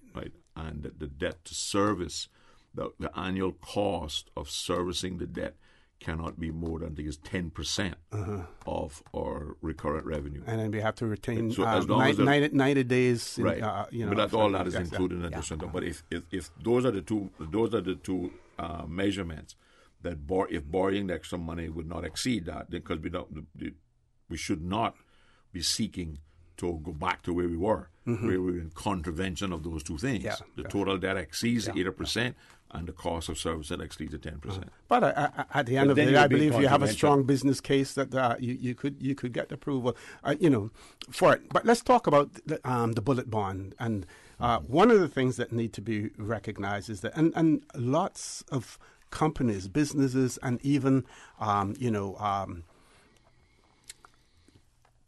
countries, sovereign countries, are doing it now. Money is cheaper now. Money is cheaper now than what the government borrowed 10 years ago, whenever it was for it, right? It's cheaper now. So it makes sense to not pay out all of that bullet bond, but again, to seek credit at a cheaper rate now. And that's basically what is being done. That's what the government is being done. That's what you and I hope is being done. We haven't seen the agreement yet. It'll be presented, I guess, when they present the budget. Yeah, but and you have to see what rate they're going to get. We would assume that that's what they're doing. Yes, right? Yes. And I agree with you. That just good business sense. Well, one of the things that I have argued a long time ago is that when they floated this thing about 10% of your revenue, no country in the world operates at that amount. You can't run your household, right, on those kind of indices, right? So the country needs some serious infrastructural development. We need schools in the worst kind of way. And I have always argued that once we've gotten back in the black, so to speak, that is within the indices, that they should have approached the UK government for an extension of those on a sunset clause, that, for the next 10 years, right, maybe we could exceed that 10% as long as it is used for things that are capital development from which the government is going to get some return, right, and that we're not using it for recurrent expenditure, right? Yep. But we're using it to build schools. We're using it to, do a port that we're going to get income from, and income can service it. Mightn't be that way with the schools, but the benefit to the whole country of having better schools and more schools is immeasurable. Yeah, yeah. We're going to soon go to a break, and I just want to sort of preview what I would like to discuss. I know you have things that you... No, I just have two very short announcements. But what I'd like to talk about, we sit here and we're talking about traffic. We talk about various issues. We talk about the port project. We talk about the waste management facility. I'd like you to take a look at our legislative assembly as it exists, as it presently exists. And the fact that there are provisions for committees. We don't get too many committees in our legislature. I know the speakers talk about reforming the We legislative have all the assembly. committees. We have all the committees, just don't meet. Because you do have some standing committees, but when issues arise that are being discussed publicly and people feel frustrated. Now, when we look at, we can't compare our legislature to U.S. Congress, but there are similar provisions that we can compare ourselves to the UK because we certainly design along the same lines, and they have dozens of committees that have hearings and talk about it and bring it to the fore and then report back to the House. We need to get, because people talking about the length of time that that goes between a meeting in the Legislative Assembly. There's so much that could be done. So much that rather than it having to be debated on the airways, to people to be able to present their positions to government. Well, I maintain that. But we're going to take the break, and we want to talk about that when we return. Folks, please stay tuned. For the record, we'll be back shortly. Yeah. In 1996, Rotary Club Central led the way initiating a disaster fund to prepare and assist our community toward recovery. The Rotary Clubs of the Cayman Islands then expanded this valuable instrument, the Rotary Cayman Disaster Fund. Thereafter, Rotary District 7020, a group of 86 clubs over 10 countries in 16 islands across the Northwest Caribbean, grew this idea, the Rotary District 7020 Disaster Fund. Today, this Rotary Central idea has worked relief and recovery, assisting communities throughout this region. Rotary, with you before, during, and after. Rotary, connecting the world. Cayman, get ready for this year's 2019 Fidelity Fun Run Series. Join us opposite John Gray High School for the first 3 Saturdays in September at 7:30 a.m. for an exciting 2-mile run. Whether you're a serious competitor looking for a fun family activity or you want to take an early stroll, the Fidelity Fun Run Series is the event for you. Strollers and pets are welcome, and we've got trophies up for grabs as well. Register today for the races on September 7th, 14th, and 21st. And get your Fun Run t-shirt. To register, visit CaymanActive.com for more information. I'm going to Vamp Motors to test drive the new 7-seater Rush. They have some really sweet deals going on now, not true? Yep, on SUVs. And they sweeten the deal by giving you a warm oven-baked cookie with each test drive. Better test drive more than one, just to be sure. Take a test drive for a sweet surprise this month at Vamp Motors. Test drive any SUV and receive a freshly baked cookie. It's our way of saying thanks for dropping by to check out our huge sale on every SUV in stock. Save up to $4,400 during Vamp's summer SUV sale. That's every SUV in stock on sale for thousands off or cash back. Sweeten the deal only at Vamp Motors, Walkers Road. The Cayman Islands Cancer Society presents Conquering Cancer 6. Let's fight cancer together. This event will offer you information about new and innovative ways of screening, diagnosing, and treating cancer. Come and learn from the top medical professionals from leading healthcare providers from near and far. The event takes place at the Marriott Beach Resort the 21st of September. This interactive health fair is free to the public of all ages and will include free healthcare screenings for glucose level, blood pressure, BMI, and cholesterol, as well as free health food samples.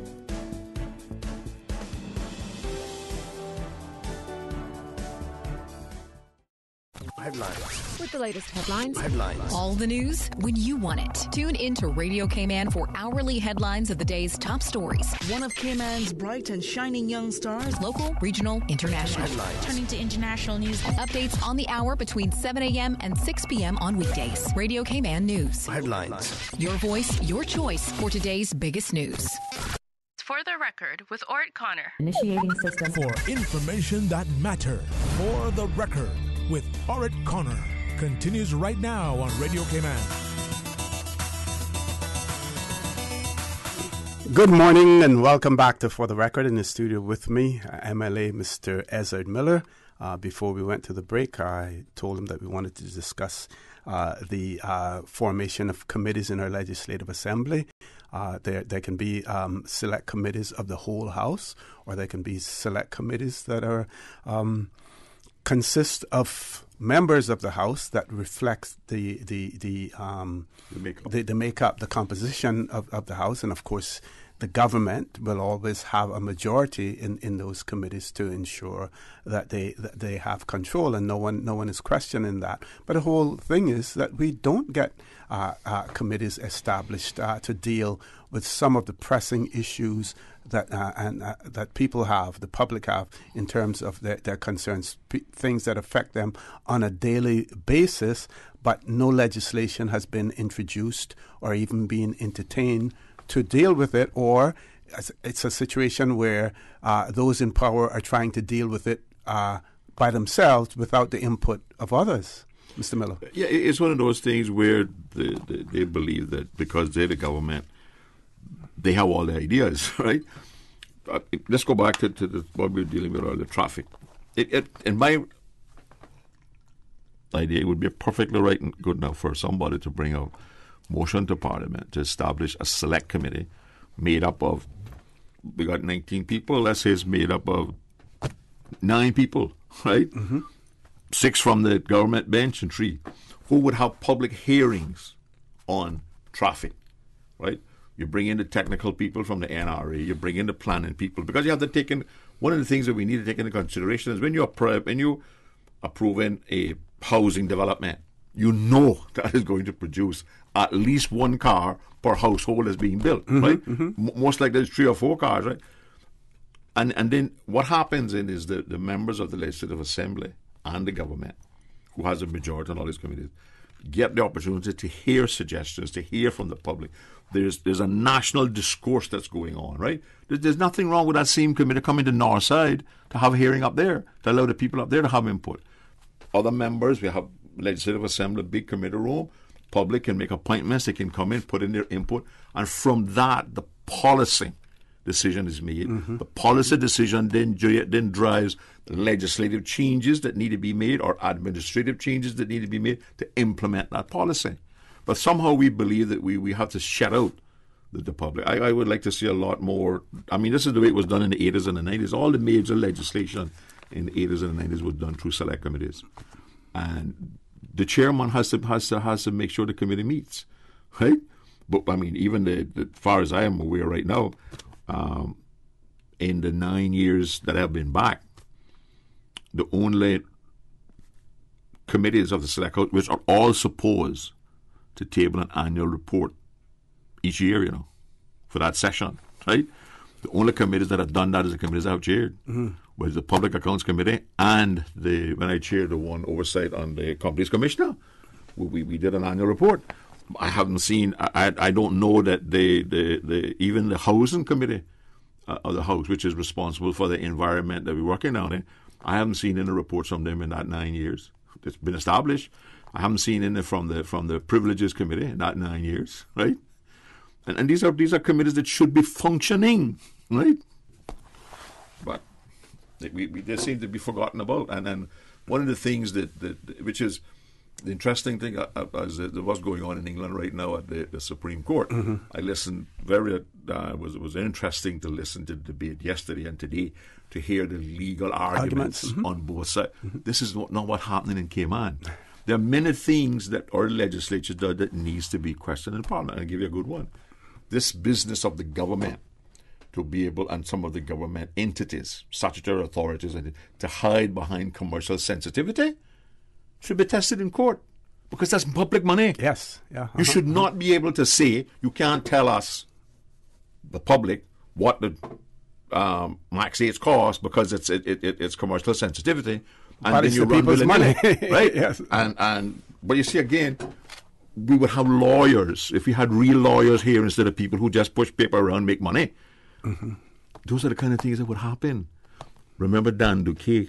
The other thing that goes on in government that needs to be tested in court is all of these so-called non-disclosure.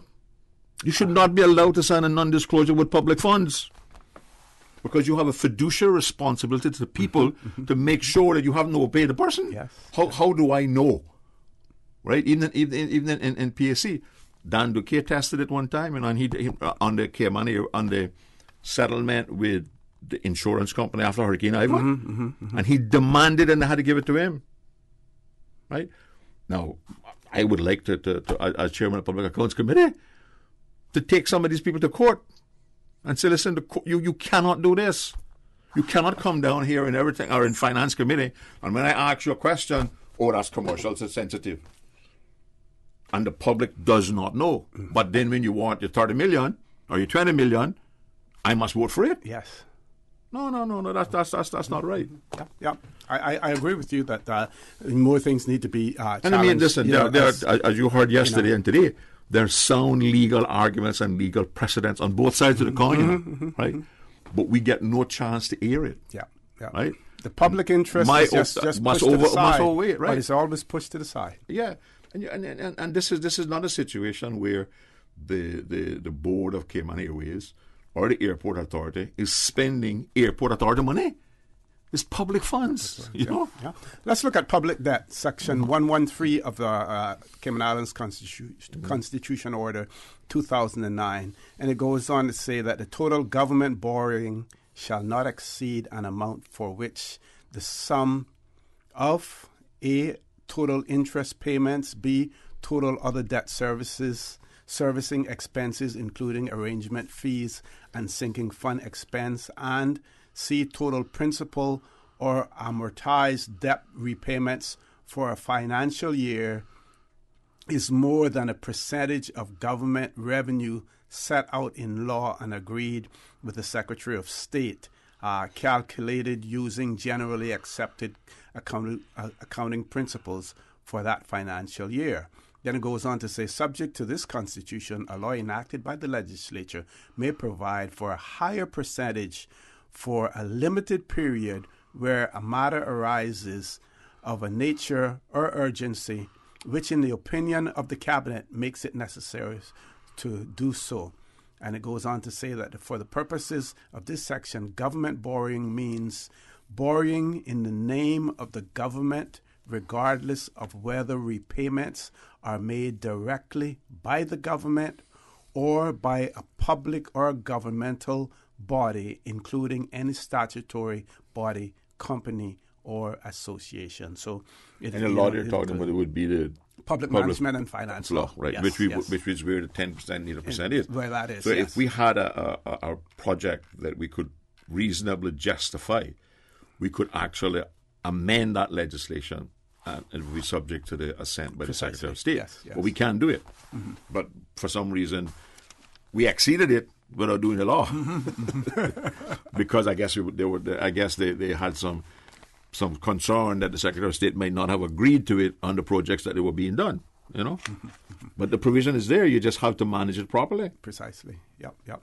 You did say that there are a couple of issues. Yeah, I just wanted to say that our senior citizen program in Northside is back on track, working well every Tuesday. We're having a wonderful time. We just need all of the other people who are over 60 or even 55 and up will come out and join us, and we have a wonderful time.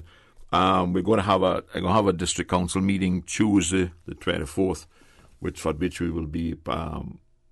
I need to prepare based on what the community perceives its needs are in the next 2 financial years. So we need to I need to get information and prepare for a budget and the things that we need to do. So on the Tuesday, the 24th at 8 p.m. in the Civic Center, all the residents are invited to come out and talk about at the district council to talk about the preparing a budget for the next 2 years.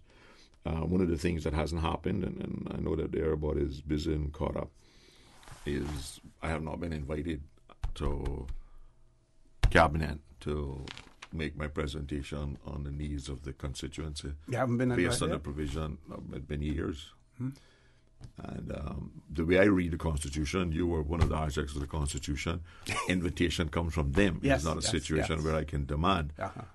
So I haven't. But the way that it is, it's almost obligatory that you should be. Yes, you know, it's not a discretionary act on their part. But I mean, if they're not comfortable now inviting me to put my knees down, it's not good to me demanding to go to put the knees down, because you know they're going to be ignored. Okay, let's take our last commercial break for the morning, folks. Please stay tuned for the record. We'll be back shortly. At Seaboard Marine, customers often ask us questions about their shipments. Hi, I'm thinking of buying a car from the States.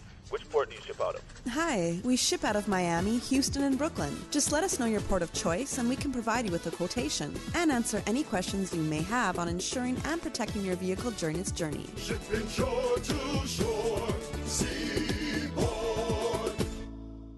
In 1996, Rotary Club Central led the way initiating a disaster fund to prepare and assist our community toward recovery. The Rotary Clubs of the Cayman Islands then expanded this valuable instrument, the Rotary Cayman Disaster Fund.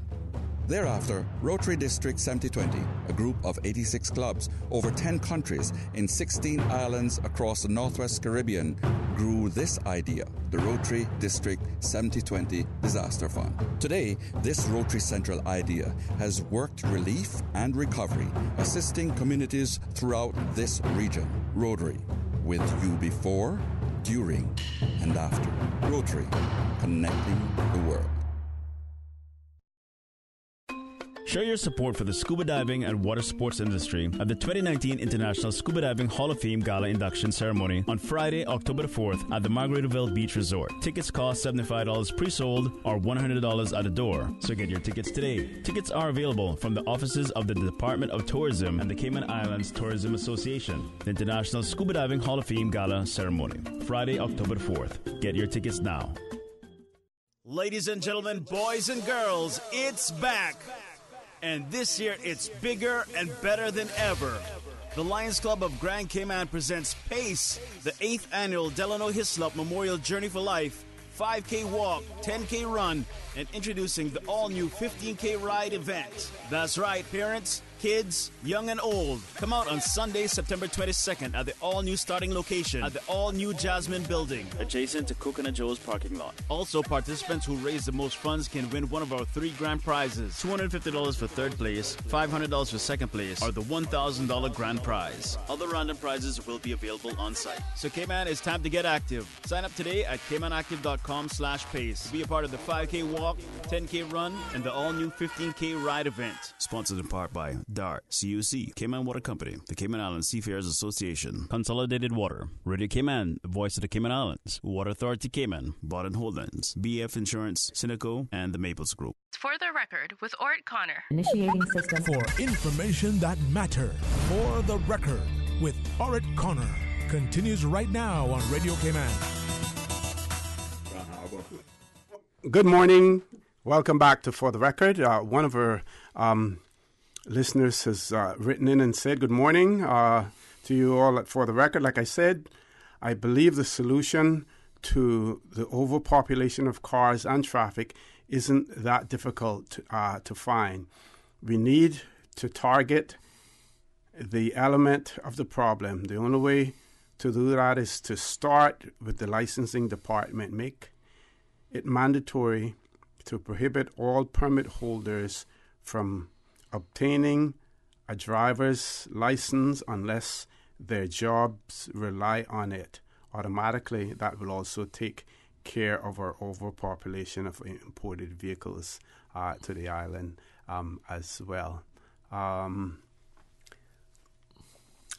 That may be a little bit harsh in terms of the driver's license, but certainly the ownership of vehicles, I believe, would probably be much more palatable. Mm-hmm. But and I don't believe that limiting the ownership of vehicles, because other jurisdictions have done it before. Bermuda did it as well. I don't believe that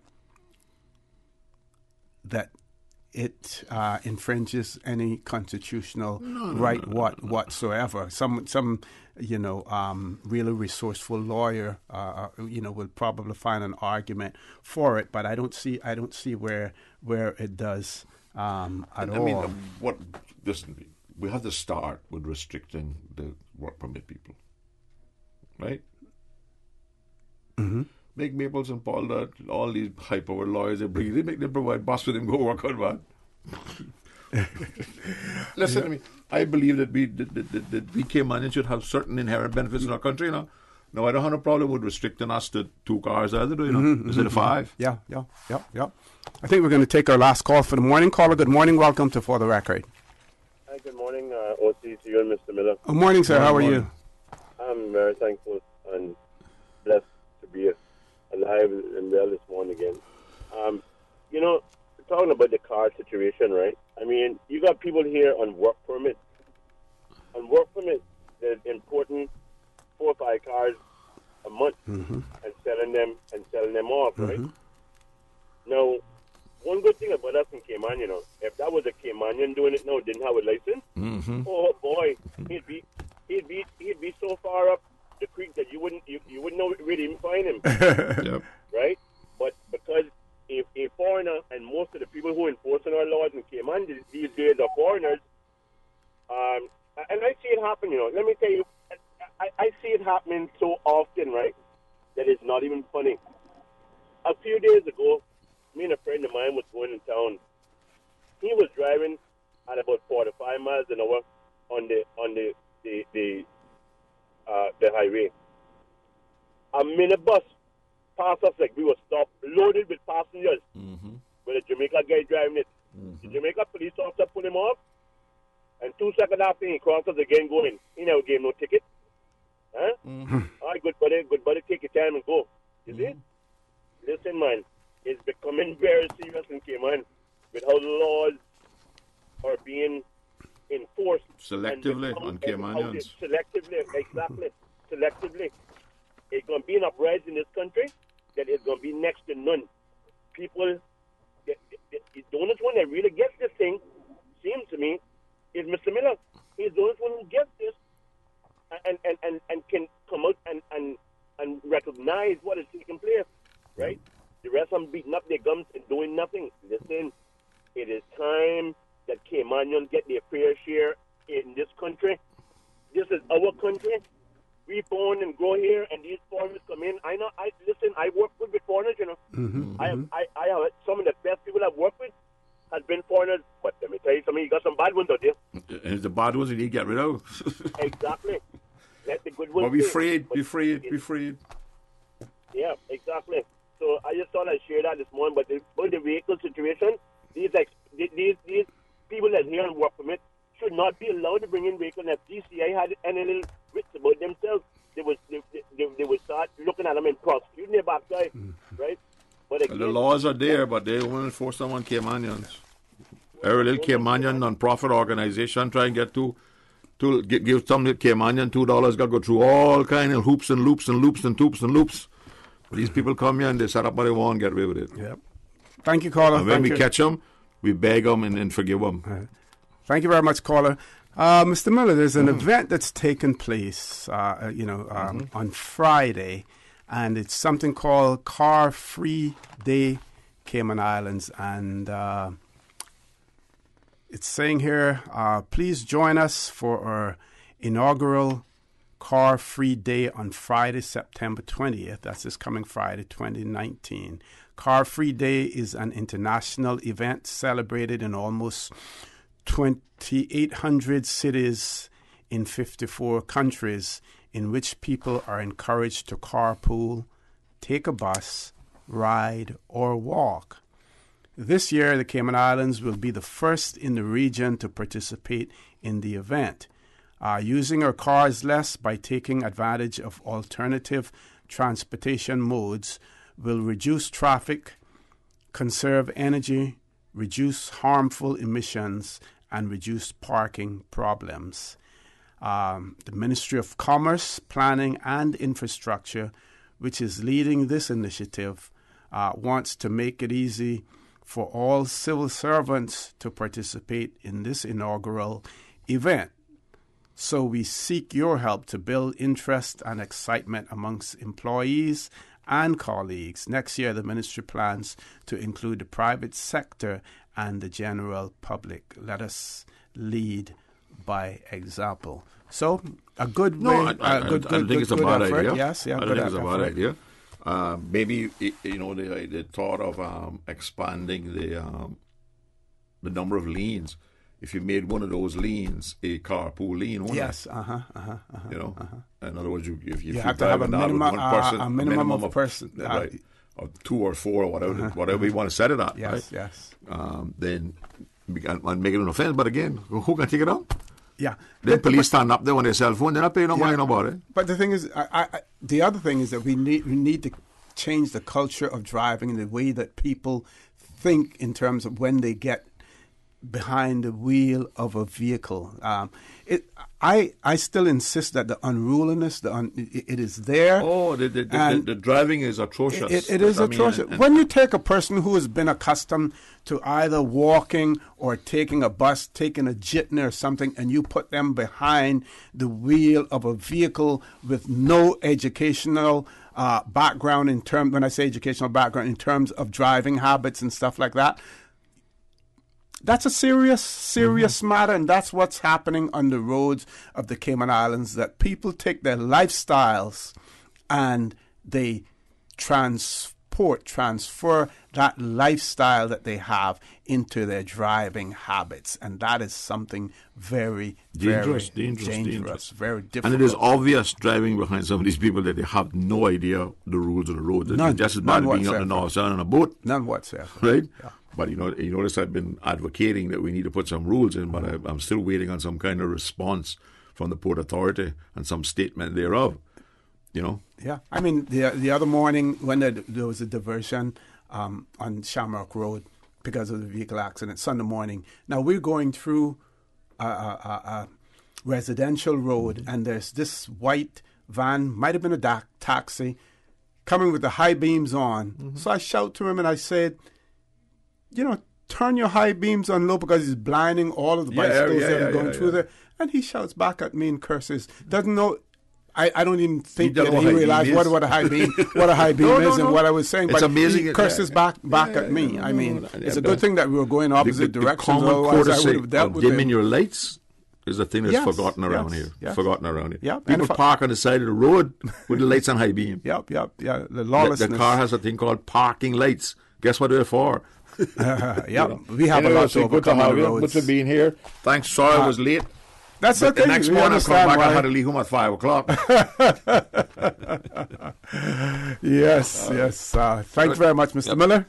See you again. Folks, I want to thank you for allowing Radio Cayman, and by extension for the record, into your homes, into your vehicles, as you traverse the very busy roads of the Cayman Islands, into your places of work, whether it be an office cubicle or if you're working in the outdoors. I also want to remind you that we are our brothers and our sisters' keepers.